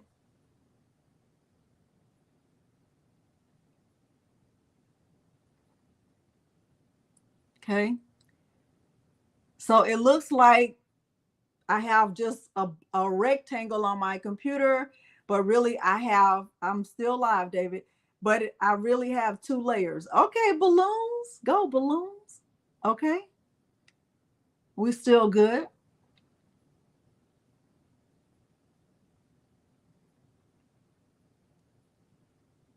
Okay, Tracy says she got it. Tracy, for some reason, I think you're making this right along with me. I think you are going to be making this right along with me. Renee, Wanda, you good? Okay. Y'all making me feel good now. Y'all making, if I see somebody post this in my Facebook group, I'm gonna just be over the moon. Okay, good, Deborah. Okay, Paulette, you good? All right, so now I have the file and it's on top of the lines. Now I'm going to select the file and the lines. Right now, nothing is selected, but I'm going to select the file and the lines. And I'll know it's selected because I can look at my layers panel and see that I have two things selected, right? I have the file plus the lines. Okay. What I'm going to do, and really this process that I'm following, I wish I could take credit for it, but I really can't. The lady who created this fill pattern, her name is, like I said, her name is Clever Someday. She made a video on YouTube maybe longer than that, 4 or 5 years ago. And she demonstrated this process. And this is really her process. So shout out to her. Your file does not have to be black. Your file could be a photo, Nani, or Donna. Okay. All right. So what she suggests is that what you should do is stretch the file and the lines out 10 times to the size that they are now. So right now, the size of my file and my box is the width at the top. I know you can't see it, but it's 7.8. Well, 10 times 7.8 would be 778, right? So 78.3. So instead of it being 7.83, it would be 78.3. So right here in the width, right now the number is on 7.83. I'm going to just bring all of this up to 78.3. So I'm going to go to 78.3. I'm only changing the width, and I'm going to click enter, and it's going to get big, and that's fine. Once it gets big like that, I'm going to slice it. Okay, so I'm going to come right down here to the bottom right, and I'm going to slice it. Now, you know, with Cricut Design Space, sometimes it's real design spacey. So we have to wait for a minute for it to do what it's supposed to do. Okay, so it's sliced. So now what I'm going to do, I can look in my layers panel, right? And I know you can't see anything on my screen right now. We're not worried about that yet. But I can look in my layers panel and I can see 4 things. I see my box, the original box, and then I see 3 slice results. I'm going to click on the box and delete it. I'm going to click on the slice result and I'm going to delete this. I'm going to click on this slice result and I'm also going to delete this. And so what I'm left with is this big file with the lines in it. And it's fine that I have these lines. But now I'm going to bring the size back down to where it was at first. So I'm going to click right here.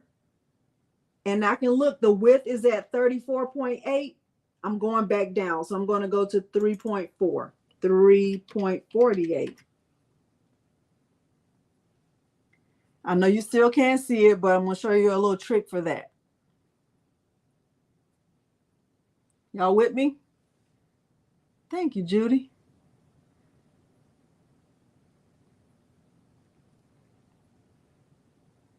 Okay, Tanya. So I know we can't see the file right now. Sometimes when you're working in Cricut Design Space, it's hard to see where the file went. What you can do is go over here to the position option right here where I'm hovering in the top menu, very top. See where my mouse is? I'm at the top right, top. You can click right here on the 1 and then 1 and then just click enter and it'll take it back to the 1 and 1 at the top. So there's my file. Thank you, Jesse. Good. Now I know you can't tell that this is this has the lines in it, but it does. And when I'm ready to engrave this, I can. I don't know, Dee Dee. I don't know. All right, so if I were to stretch this out, you would be able to see the lines, but right now you can't see them because they're very compact in there. So if I was to take this and just stretch it all the way out, you will see that this is just a whole bunch of lines, right? You see that? Hey, Sylvia. Thank you, Kawanda. See that? See, it's a whole bunch of lines, but I'm bringing it back down. Now, remember, I said with his template, now, if you're going to buy blanks from him, you're going to get the templates. Let's just say I'm not ready to use the template, right? Let's just say I don't want to use the template. Let's pretend like I don't. I said that this is about 6 inches across, and this is a circle, right? So what I would do, this is what thus saith Delonda. I need a shirt that says that. That's it. Thus saith Delonda. Okay? That's thus saith Delonda. What I would do if I didn't know Paul, if I didn't know how to use his templates, because I never knew how to use his templates, and I've been doing this the way I've been doing it, right? And it's been working fine for me.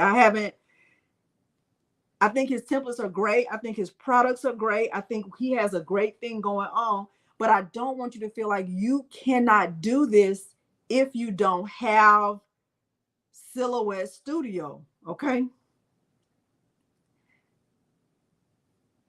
Okay, so look, now what I would do, this is what I would do. I would go over here to shapes and I would grab a circle. And I would take that circle because this, I'm not engraving down here. All of this is going to be in the little box, right? So I'm not engraving down here. So I don't really need to know the size of this. I really need to know the size of this. So I would make my circle 6 inches wide. So I would just change the width to 6 and I would click enter. And instead of having it filled in, I would change this to a pin. So now I have a 6-inch circle, right? 6 inches of a circle, and it's a pin. I would take my design right here and I would change my design from a basic cut to engrave. So here's my design. I'm going to click on engrave, and then I'm going to bring my design in the middle of the circle. Now I can make this bigger, right? I can make it bigger because I wanted to really fill up this circle. And I can select the circle and my design, and I can click align and center. And then I would attach this. I would attach this. Okay. So I would click attach like that. And now, and let me tell you the reason why I do the pin. Because when you get to Cricut, when you get to the prepare screen and it's time to actually put the blank on the mat, it's hard to tell where to put the blank on the mat. It's so hard. So this has always been my way of doing it. I always just make a shape of the blank and I change that shape to a pin. And so to be looking for a pin, even though there's not going to be a pin in the machine. Does that make sense? Are y'all following me? Thank you. Y'all following me? Are you picking up what I'm putting down? Are you picking up what I'm putting down? Okay, perfect. So now I'm finished. Don't forget to attach it, right? So it's going to look for 2 things. So I'm going to click make. Oh, let me go. Well, I can do it right here. So now and Paul does this too. I like to engrave on the back of the blank. So of course there's, 2 ways to do it. I could go in here. Let me click, let me go back here and I can flip this here, right? I can just flip it like that, which I think, I don't know. It's going to look weird if I do it like that, but I don't know. I really don't think it's necessary. I think it's more necessary with the photo, but I think he does his like this.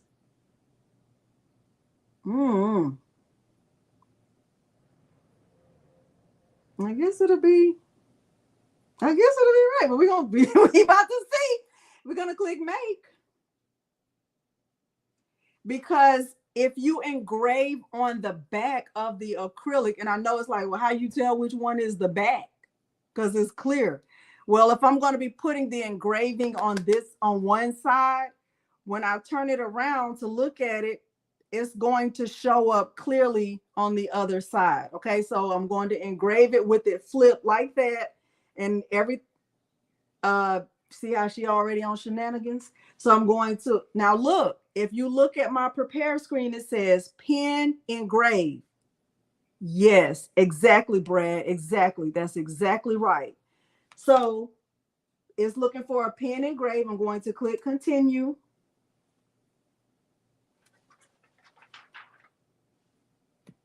So it's asking me for my Cricut Maker. So now another thing that Paul does that I also do is that I don't use any of these materials right here. I choose the tooling leather setting and I choose it with the highest setting. So right here, I go to browse all materials and I scroll down and there is the tooling leather. Even though this is not tooling leather, it's acrylic. I could have mirrored the image. It would have been the same concept, Diane. Yes. Okay. So I'm going to choose tooling leather and click done. And I'm going to keep it at the default pressure. And it's telling me to load a pin. I'm telling you that I'm not going to load a pin. Okay. But now let's look at my mat. So now, right now, I can decide where I want to put this, right? I can decide that I want to put this right here. And I can look at my mat and decide I want to put it exactly where they put it, because I have a fake pin right there to tell me where to put it, right? So what I typically do, this is just what I do. So I'm going to go, let's see, I'm coming down to the 3 and the 4. So 3 and the 4 is my center. So I'm going to click done, and I'm going to stop sharing for a second.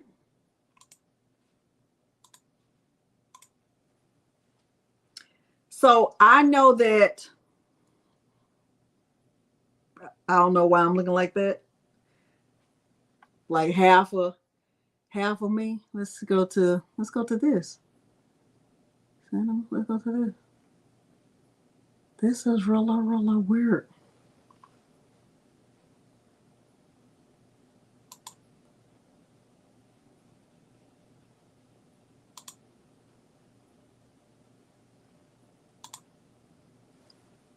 I don't know why I'm just little. You're just little. Y'all stuff just happens to me that don't happen to nobody else. That's all right.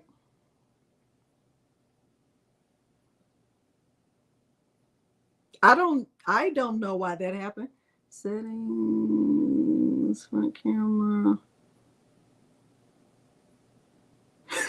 Hey, just kidding. Just kidding. All right, there we go. Okay. All right, so look.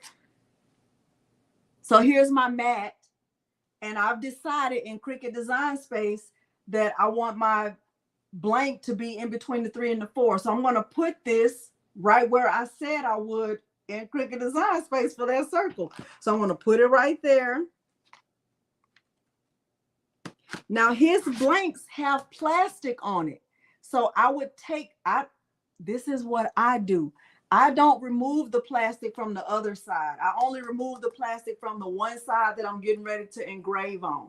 So this is his blank. I'm going to remove the plastic from this side, and I'm going to get this taped down. Here's my, see, I'm going to tape it down. See where it is on the mat? That's where it was on the mat on the screen. So I'm going to get some tape. I use the thick painter's tape because I'm fancy like that. You fancy, huh? You fancy, huh? You fancy, huh? You fancy, huh? Shoulders. It's gonna look really good.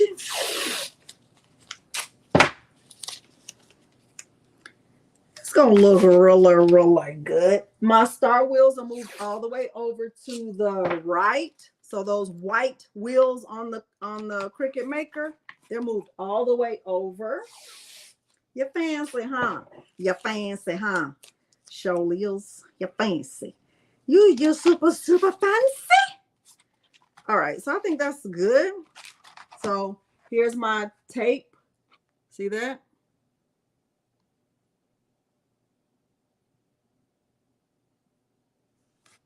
Okay, so now going over, let's go to the machine. Now you see my Cricut Maker, I don't have a pen in here. And so it's going to look for a pen, but hello, is it me you're looking for? Yeah, but it won't be there. Okay, so we're going to put the engraving tip in, y'all made me sing that. I didn't want to. We're going to put the engraving tip over here on this side. Okay. Right there. Right. Bam. See, my star wheels moved all the way over. So the reason why they're moved all the way over is so they don't roll over this acrylic. I don't want them to roll over the acrylic. Okay. So I'm going to insert this. Now, when I go to Cricut, my, Cricut Design Space, like when I go back over there, I want you to pay attention that, you understand me, Mylene? All I'm missing is the Jerry curl and, oh, what a feeling when we're dancing on the ceiling. Okay, y'all stop it. All right, look. So my Cricut Maker is going to be looking for a pen. It's going to be like going around this. No pen. The pen is just fake. It's fake. Okay. The pen is fake. There is no pen. So I'm going to click my flashing C. Watch. It's going to be looking for, it's going to go around like it's writing. Watch. It's going around.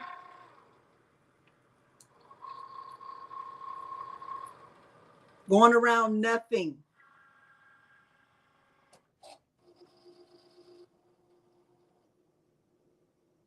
Now it's going to start engraving.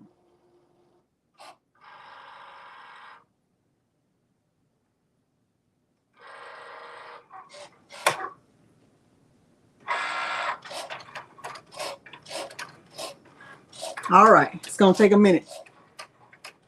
That's how I would do it.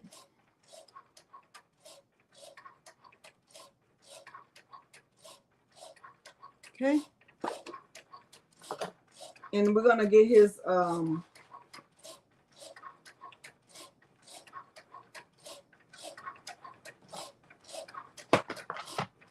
of his stuff plugged up.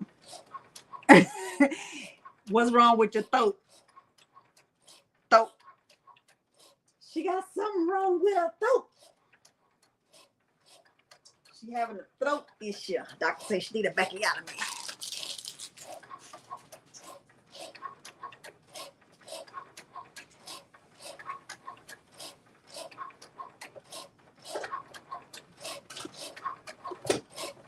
Oh, let me see if I can find the link to her ebook. If I was clever today, not someday. Look.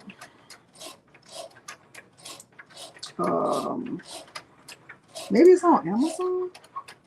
Look.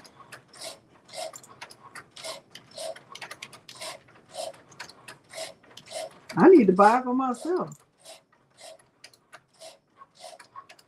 Oh, that ain't it. The Duke, she married the Duke and the lady to have and to spy. Atwood sisters. None of those. None of those are it.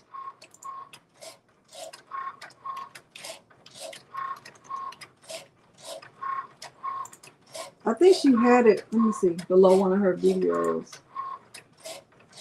Let me see.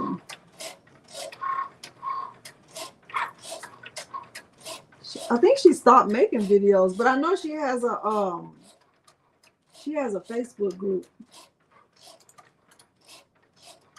She's very matter of fact. She's great.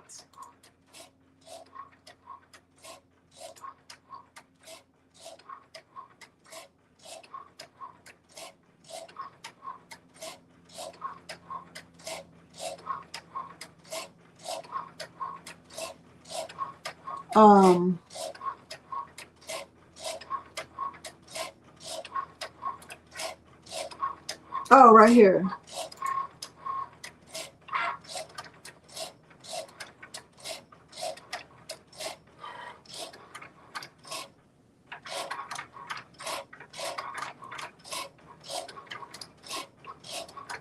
Oh, wow. Okay. Okay, clever someday. You better be clever every day.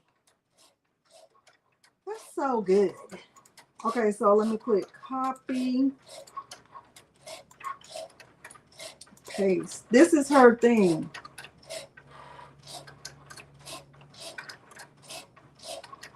The file that you need to download is this.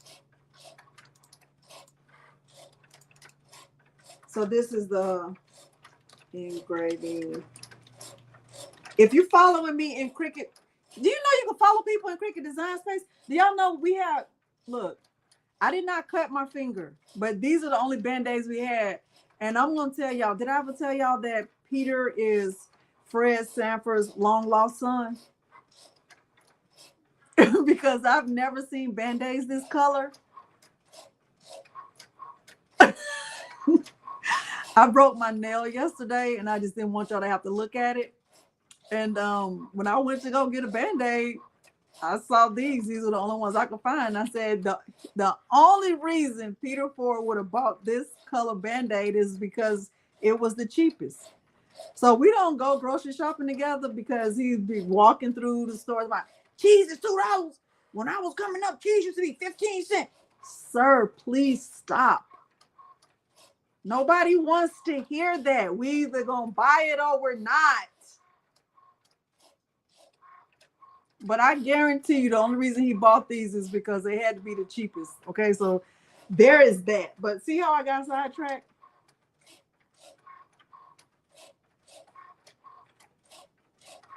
He is Lamont's brother. He is definitely Lamont's brother. Okay. He just never came out of the room. He is Fred Sanford's son. I don't care what nobody. You can't tell me anything different. That's Lamont's brother. Okay. Peter is Lamont's brother.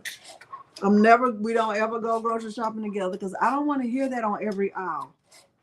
I think yesterday we were sitting down talking and he said, girl, because sometimes he'll call me girl. He said, girl, you know, I went to get, he said he went to get, I don't know, let's just say bread. He was like, bread done went up by like 50 cents.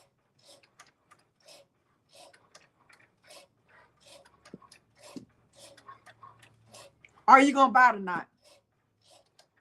like what? Why are we talking about this? I don't want to know. If we need it, just buy a small loaf. I don't know. I cannot handle it. Jesse, it's too much. So we just don't go to the grocery store together because I don't want to hear that on every aisle. If we have, like, if the ketchup is at the end, he's like, you can just add some water. We're not adding water to the ketchup bottles. Stop it. You're being ridiculous at this point. I'm not having liquidy ketchup. I'm not doing it. See, y'all made me digress. I didn't even want to. Anyway, what was I getting ready to say? I was getting ready to tell y'all something. The engraving field. Okay. Engraving. These are the issues that I have to deal with, and I don't want to.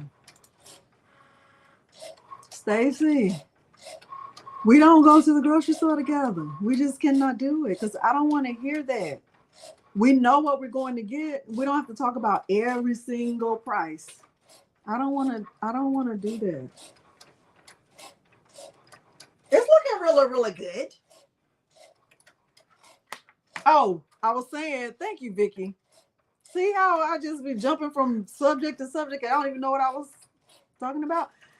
You can follow people in Cricut Design Space. So if you're following me in Cricut Design Space, I shared the link to the fill pattern. Okay, so you can get it there or you can just click that link.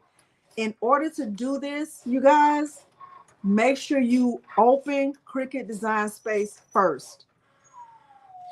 Okay, so like if I was taking notes, let's go through it, y'all. We ain't got nothing but time. We ain't got nothing but time. Number one, gather materials.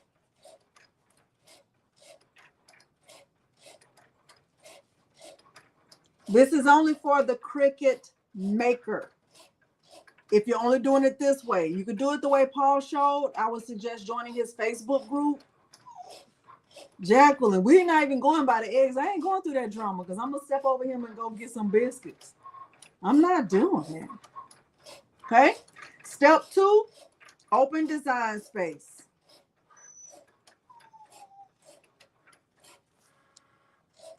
Step 3, download the fill.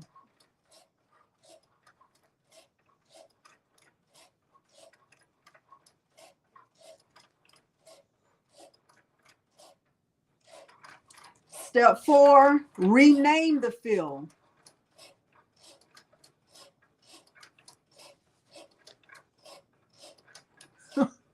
Step 4, delete Eve. Hey, D Neil. Step 5, upload your design.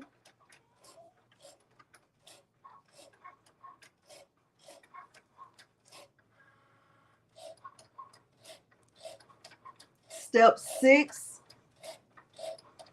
I would say weld it if it's like a SVG. If it's not, if it's already just like a PNG, I would say don't worry about. If it's an SVG, you should be fine. I would say weld it though. If it's an SVG, weld it.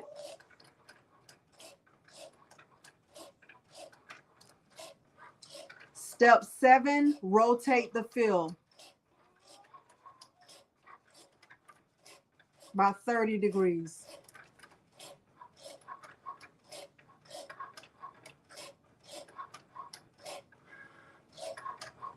Step 8, put the design on top of the fill.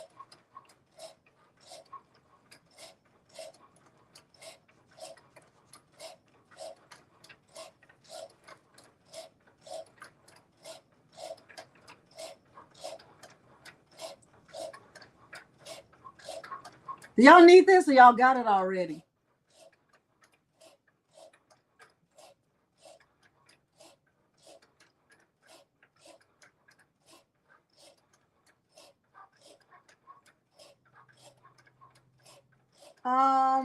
Caesar engraving is, I would say for the most part, it's the same, Eve. I still use the fill pattern when I did with the Romeo. I still ended up using the fill pattern. Keep going. Okay, so put the design on top of the fill. Number 9, multiply the width by 10. So for example, if your design and your fill is at 7.8, you're going to resize it to 78.0. So I'm going to say resize the design and the fill by 10.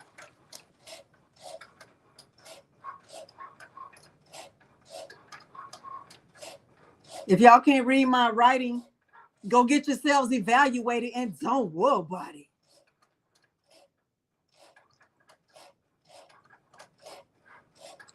For example, because some people are going to be like, what you mean by 10? For example, 7.8 equals 78.0.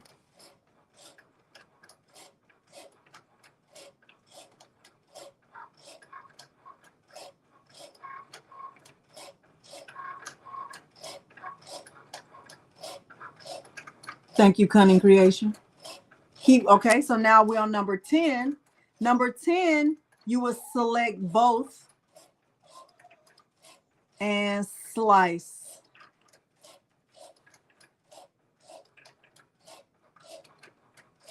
You ain't got to send it to me, Eve.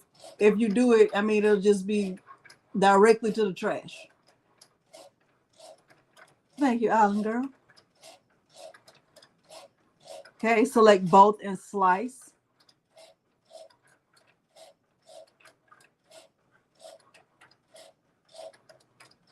Okay. Can I say something right here?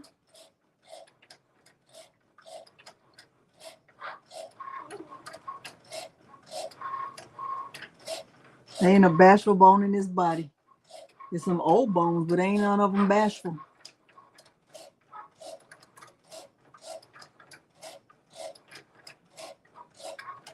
It stretches out the lines, but you're going to bring them back down. Let me say something right here.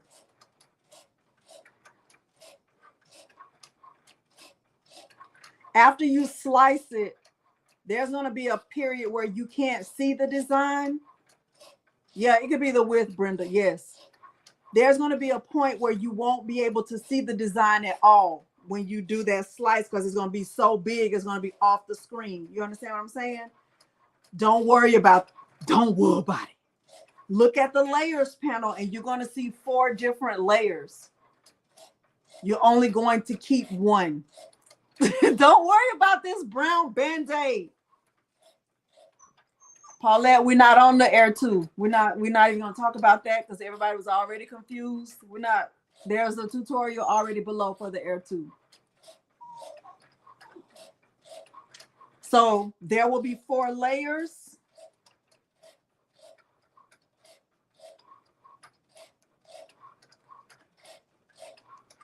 Delete, I would say delete the bottom 3. That's what I would do. Delete the bottom 3. Keep the top.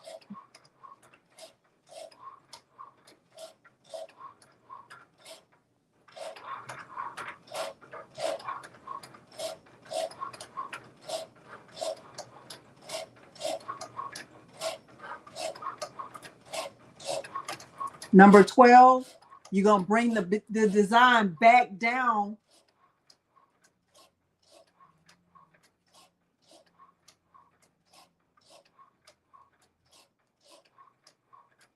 by basically, you're going to divide by 10. By dividing by 10. For example,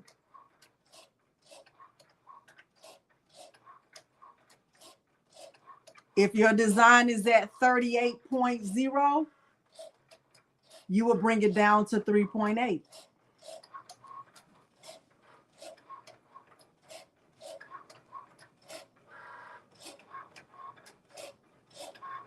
Now, really, I shouldn't be writing this because y'all should have been writing this in your journal, but this is Delonda being helpful. You're welcome.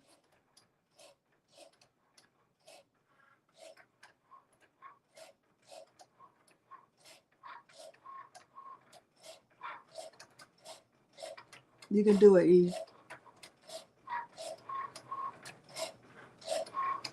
Not you over there measuring in gross, and we can't even do multiplication and division over here. We don't even know what a gross is. When I think of gross, I think of something nasty. How about that? You're welcome, Sylvia. Okay. Okay. I do not know how to 20 gross. Why you can't just say 2,000 diamonds? I don't know what that is.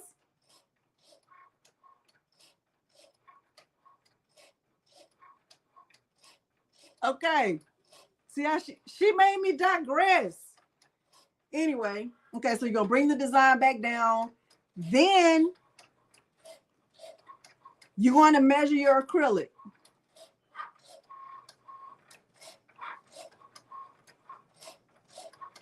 Depending on the shape. So if it's a square, you're going to measure the square. If it's a circle, you're going to measure the circle. If it's a hexagon, really what I suggest you do, like if it's a shape like this, like let's just, now if you're using his blanks, now remember his blanks come with a template. So if you're purchasing from Paul, his blanks already come with a template. So you don't even really need to do it the way I'm doing it. Okay. I know, Sheila, but why we can't just say that? Why we can't just say that, Sheila? Okay. You can just use his template. But if you feel comfortable doing it this way, because this is the way that works for you, find a hexagon.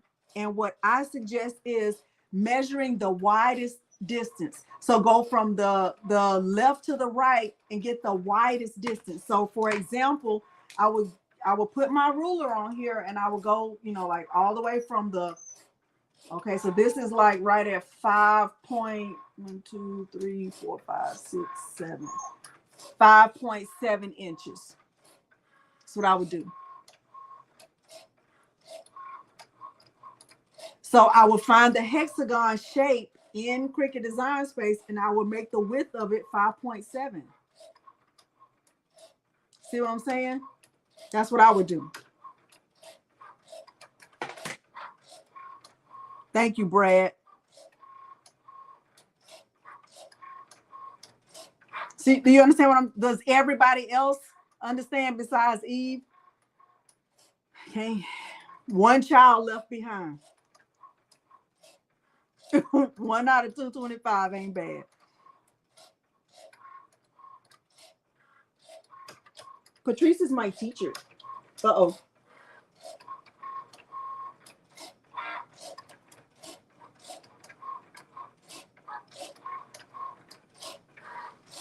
Okay, so there's that. I would, measure the acrylic, change the acrylic from a basic cut to a pen.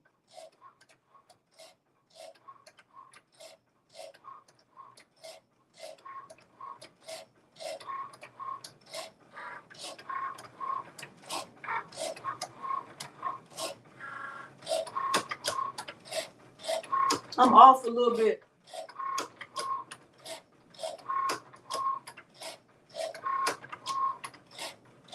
Let me see how much further I got to go.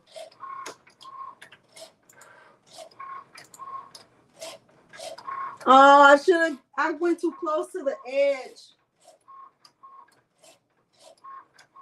We'll see. We're at 89%. Measure the acrylic, find the shape. Change from a basic cut to a pen. So whatever the shape is in Design Space, whatever you're using, make sure it's that, change it to a pen. Then take your image that you've already sliced and diced and whatever, resize it, and go to page 2. She's in her teaching era. This is number 15. Oh my gosh. Resize your design. I went too close to the edge. Put it inside. Put it inside. Put it inside your the shape.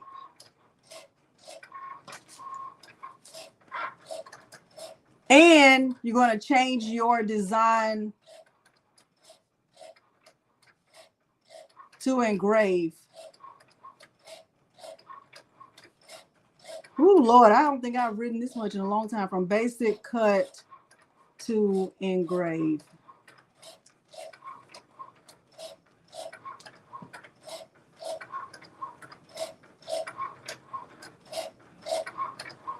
Oh, good, Anna. Cricket doctor. Doctor. Oh, y'all, I went off. Don't do what I did. Make the design smaller. I put that too close to the edge. And then you're going to attach both. Center the design inside the pen shape and attach.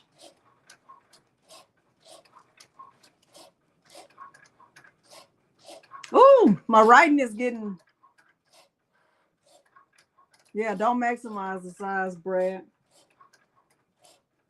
But the engraving is looking good. I just shouldn't have got too close to that edge. Can y'all read that? That says, center the design inside the pen shape and attach. And then you can either flip it in there or you can mirror the image.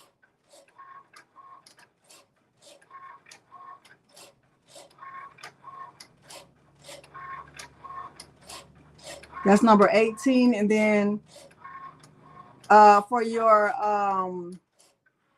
materials, I choose tooling leather. Oh, we almost finished.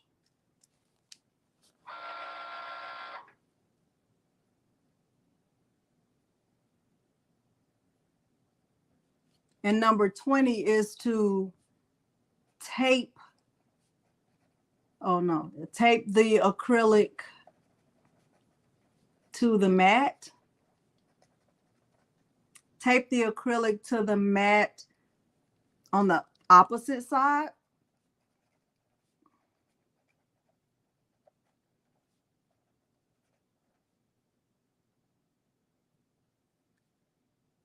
And make sure your acrylic is in the right position. And then click make. Oh, make sure your star wheels are moved to the right. Y'all, my writing is getting worse by the minute. Make sure your star wheels. This is actually already typed out in my Facebook group in the files tab. Are moved to the right.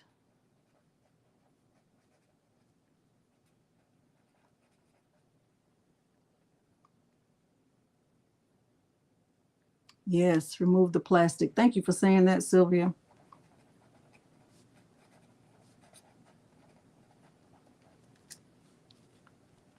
Oh, my tool got cut off a little bit, but y'all will still see it.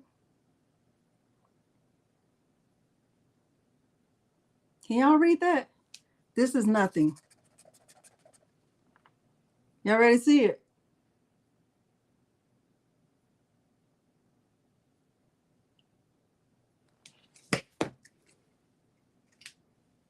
I feel like I need to plug up his thing too, y'all. Hold on. I'm gonna plug up his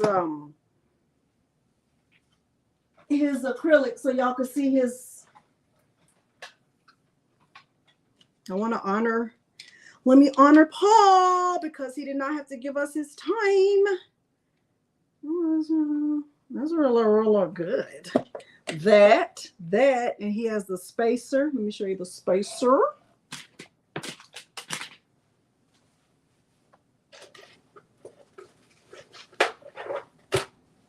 Now, when I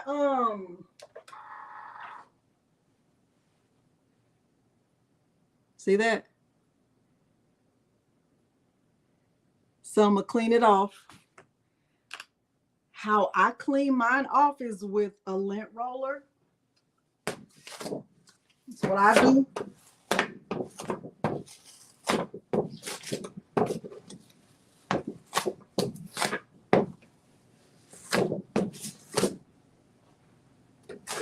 That's looking really, really good. Hold on. It looks good. Now, I'm sure his is cleaner because the way he does his, from what I remember in Silhouette Studio, his lines are closer together. So that's one big difference.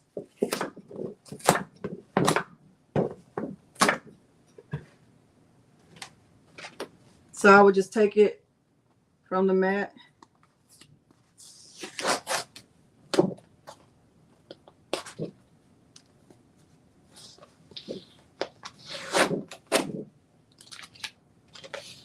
Oh, his light base changes color because I can see it's on red right now. Go red, go red, go red, go red.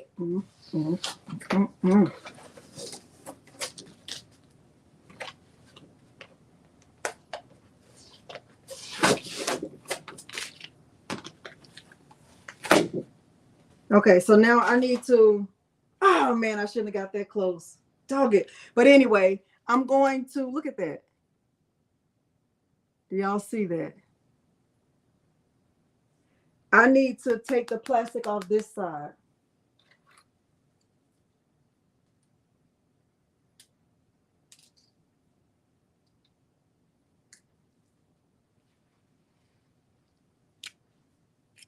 Look at that.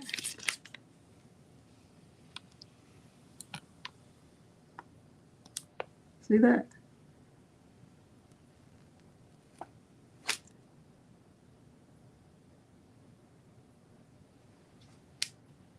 So I got too close right here.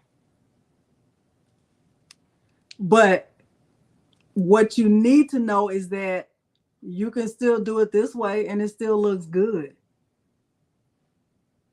Like that fill does what the fill is supposed to do. That fill, that engraving fill is a necessity. Now, let me be clear. I don't want to take anything away from what Paul did. I think his work is great. Let me get a black piece of cardstock.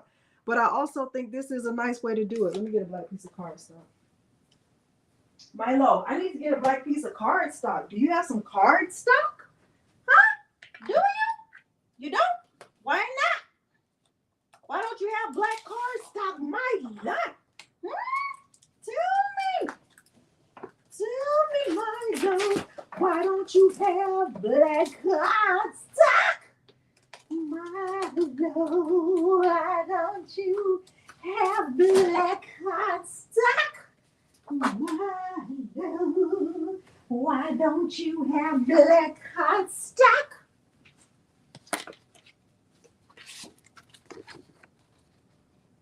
See that?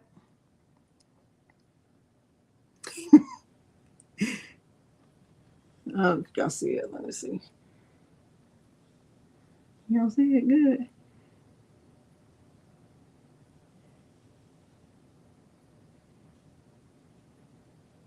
I want to learn both ways too, especially for photos. So I think it still came out good. I should have been more careful, or what I really should have done was move the design up because I would have had more space over here. But I mean, I think it still looks good. So this is his base. This is what his base looks like. And it comes with these spacers so the blank is not flailing around in there. Hold on.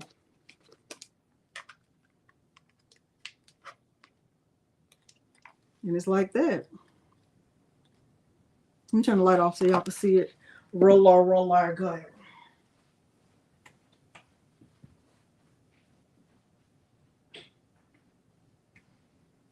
Milo, they need to see it roller good? Do they need to see it roller good? They need to be able to see a roller good. Look at that.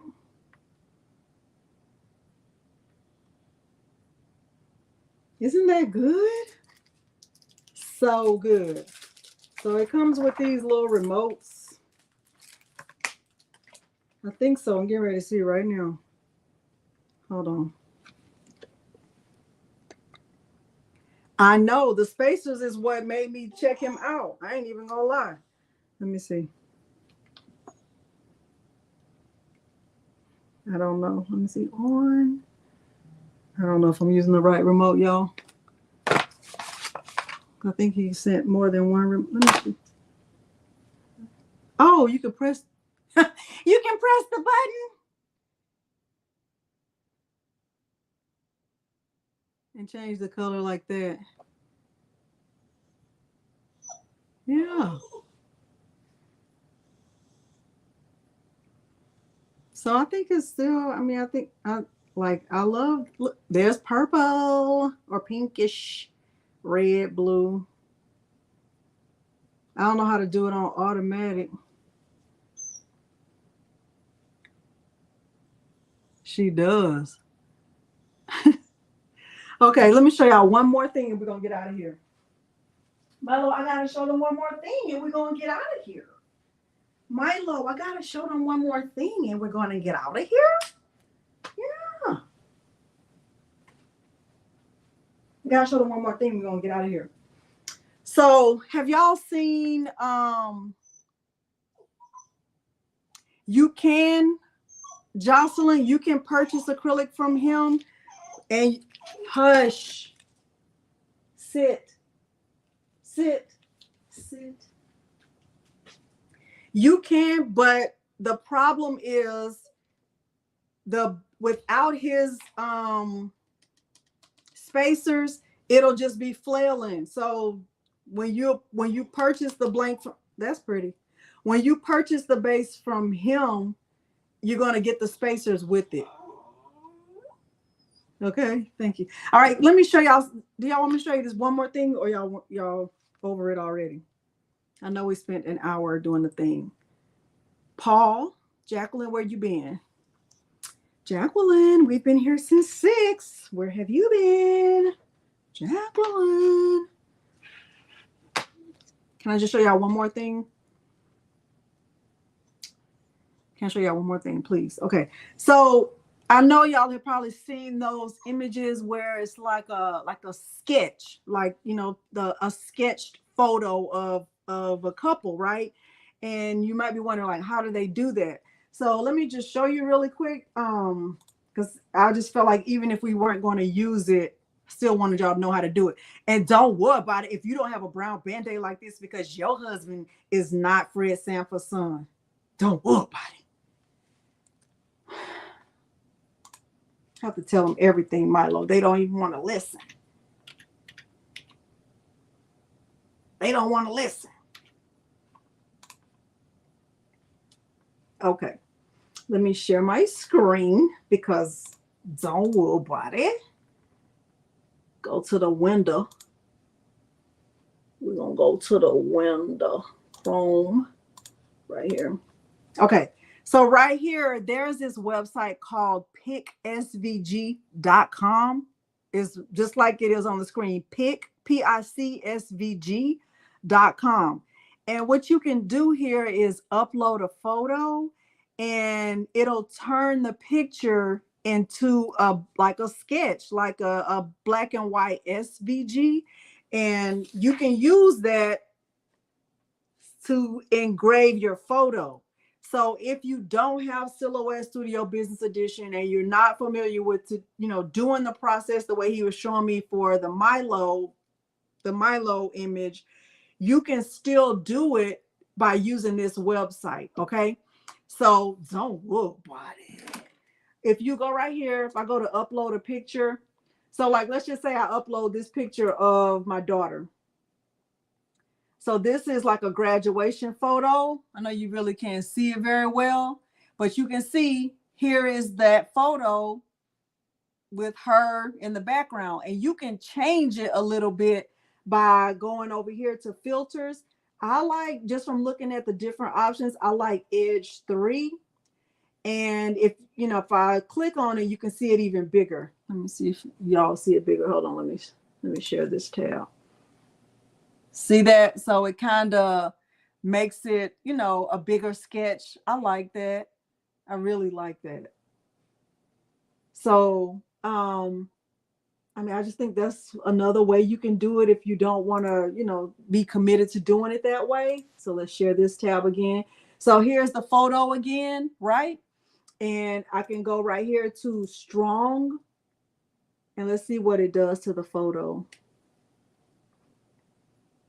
So it just adds more. Now, I don't really like that. It looks like she got a mustache right here. Let me show you.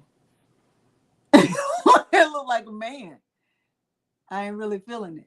I'm not really feeling that one, right? So I could go back to the one I just had and I could go back to, oh, y'all not seeing it. Hold on, share this tab. I can go right here to details and click on great. And let's look at Edge 4. Edge 4 is very, very, very, it has a lot of contrast to it. You can change the contrast, like the black and white, so you can have like the black around there. I don't really like that one too much. Go back to where it was. Let's see what internal looks like. No. Let's see. No. And no. I think Edge 3 was the best one. Let me see what this looks like. Oh no. So let's just say I liked it like this, and let me click on it to make it bigger so y'all can see it. So I could share this tab, like I could download this as an SVG. I could bring it into Cricut Design Space and I can clean it up as much as I want to. And what I could also do is, they are jealous. I could go in and I can add the lines, right? And I can engrave that photo onto an acrylic blank.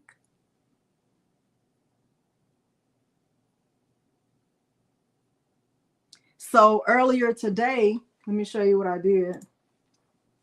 When I went in here, I went and I uploaded just a picture of Milo. Let me go back, let me click cancel. And let's present. Let's present. Share. Right? If I go here and I go to upload a picture and I go to this picture of Milo, So like this picture is Milo. Well, you can't see it. Let me click cancel. I want you to see the whole thing. Hold on. Stop. Present, share screen, entire screen. Let's do it like that. And let's go here. All right, so now, thank you, Bobby. Okay, so look, if I click upload a picture and I go to this picture of Milo, this one is with the background removed. I could also like just try to use this one with the full background, but let's just say I want to use just this one right here, and I click open. Right, if you have a picture of your dog, your cat, whatever, right? So this is what the first image looks like. And this is just like the default image. It's always going to come in with the details on great and with edge 2. But what I have found is that I like edge 3 the most. Okay, balloons. Right, so if I go right here to edge 3, see what it did to the picture? I like that. I like it. Y'all might not like it, but I like it. I could look at the option for strong. Let's look at strong edge 3. So if I click on it, it'll get bigger. See Milo? I like it. What do y'all think? No? Yeah, no, maybe so. Let's see edge 4. Okay, so this is what edge 4 looks like. He's more filled in. What do y'all think?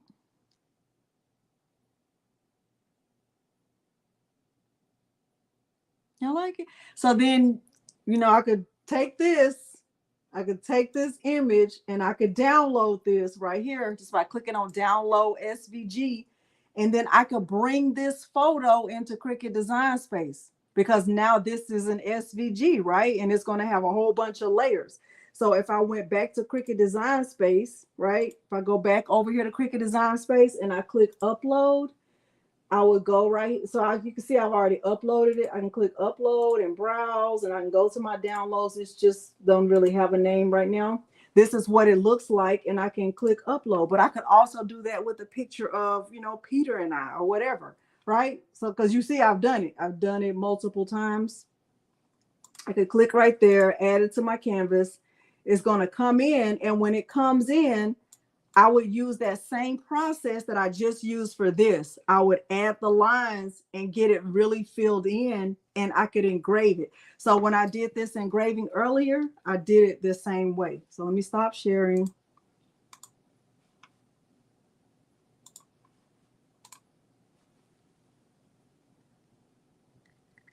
So I did it like that. I can't really see it. Black, black, black.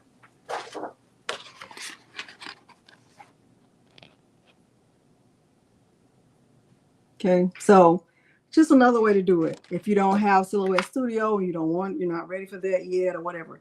Okay.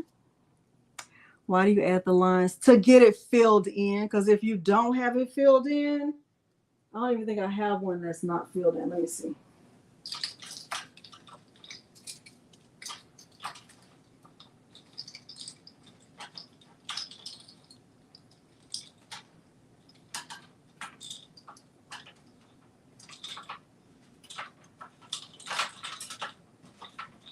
I used to keep one. I don't even have one.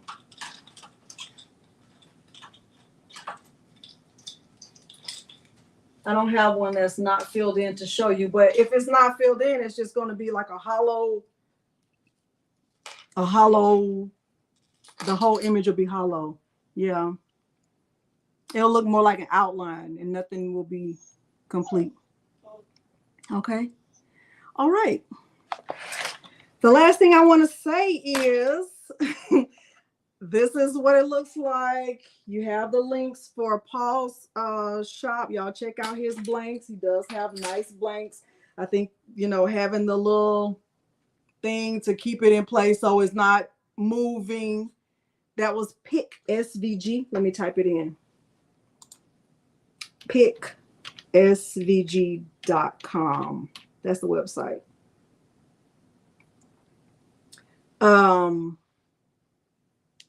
So you can do that. Hopefully y'all found this helpful.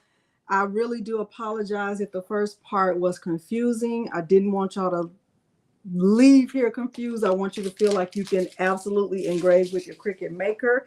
Hopefully I made it easier for you in some way. You know, learn from my mistakes. Don't get too close to the edge, because I definitely got too close to the edge down here with my tool. I got too close to the edge with my tool. If you want a giveaway, my email address is craftingwithdelonda@gmail.com. Two last things I want to say before we review our goal and before y'all say goodnight to Milo. Number one, let me close some of this stuff out. Number one, tomorrow is the kickoff for Sublimation Camp. And I would love for you to join me at Sublimation Camp. If you have not already purchased,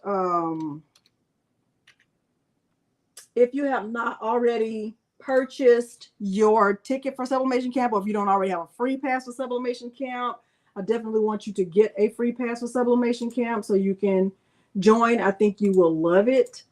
This is my second year participating in Sublimation Camp. I absolutely had a great experience.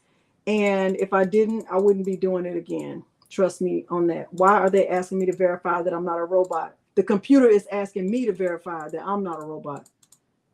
The robot is asking me to verify that I'm not a robot. No, but you're a robot.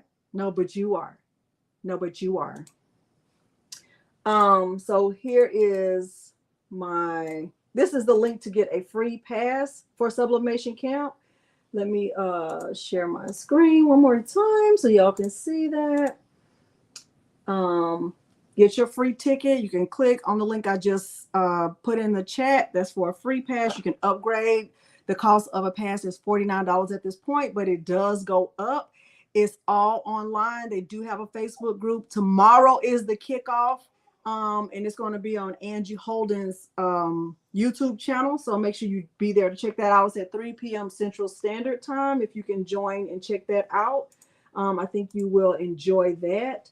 Also, last but not least, I want y'all to say bye to Milo. I'm going to show y'all. I'm going to do a shameless plug for my baby girl, but Morgan has her Etsy shop, and she only has 4 items right now that's available for her Mother's Day collection. So if you're not following her on Instagram, she is LovestitchedbyMorgan. She does have a goal right now. She has not reached her goal yet, but these are the 4 items she has for sale. She has the white and the red roses. Everything is with free shipping. She also has, what else does she have? Let me go back. What does she have? Let me go back to her. Oh, okay, let me share. She also has the little bags right here. All of these things she's crocheted herself. She has these heart keychains, and then she has a little floral bouquet. So let me see if it'll let me play this. It might let me play it. So if you see if y'all can see that. So it's actually a coaster, and it comes with a little holder. I just thought that was the cutest thing. I didn't see the balloons, okay? But yeah, y'all check her out if you don't mind. That would be great. All right, let y'all say goodnight to Milo. I want to say goodnight to the people. Okay. Road rage is unnecessary. We don't get involved in road rage. Remember, anybody involved in road rage does not care about you. So just don't engage in it. Come on. Don't engage in road rage. Just remember, your goal is to arrive alive, to get home safely. So just do not involve yourself in that. Just don't do it. You know, your goal is to get home. So your goal is not to be arguing with anybody. And sometimes, you know, it's hard because you feel like you have a point to prove, especially if you feel like you're right. then you want to just drop your pride. If somebody wants to argue with you, or just think about that. They don't care about you. If they want to argue with somebody they don't even know, they don't care about you. Don't involve yourself in it. It's just not worth it. People are going through stuff and they take it out when they're on the road. So just do not involve yourself. Please don't get in. Just don't do it. It's just senseless. It's really senseless. Okay. All right. So thank y'all so much for joining. Did we accomplish our goal? Did we accomplish our goal? Did we accomplish our goal? Thank you. Did we accomplish our goal? Thank you, Vicky. Okay, we got some yeses. All right, thank y'all so much for joining me. I appreciate you so much. I hope you found it helpful. When you get to the point of the video, if you're watching it over again, make sure you just... No, Mylene, no, nothing.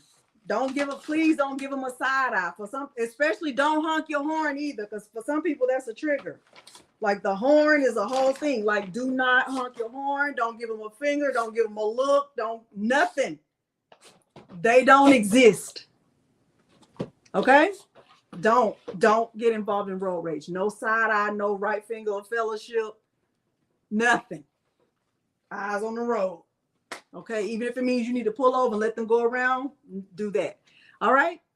Thank y'all so much for joining me. I hope you found it helpful. If nobody's told you they love you today, I love you and I appreciate you being here.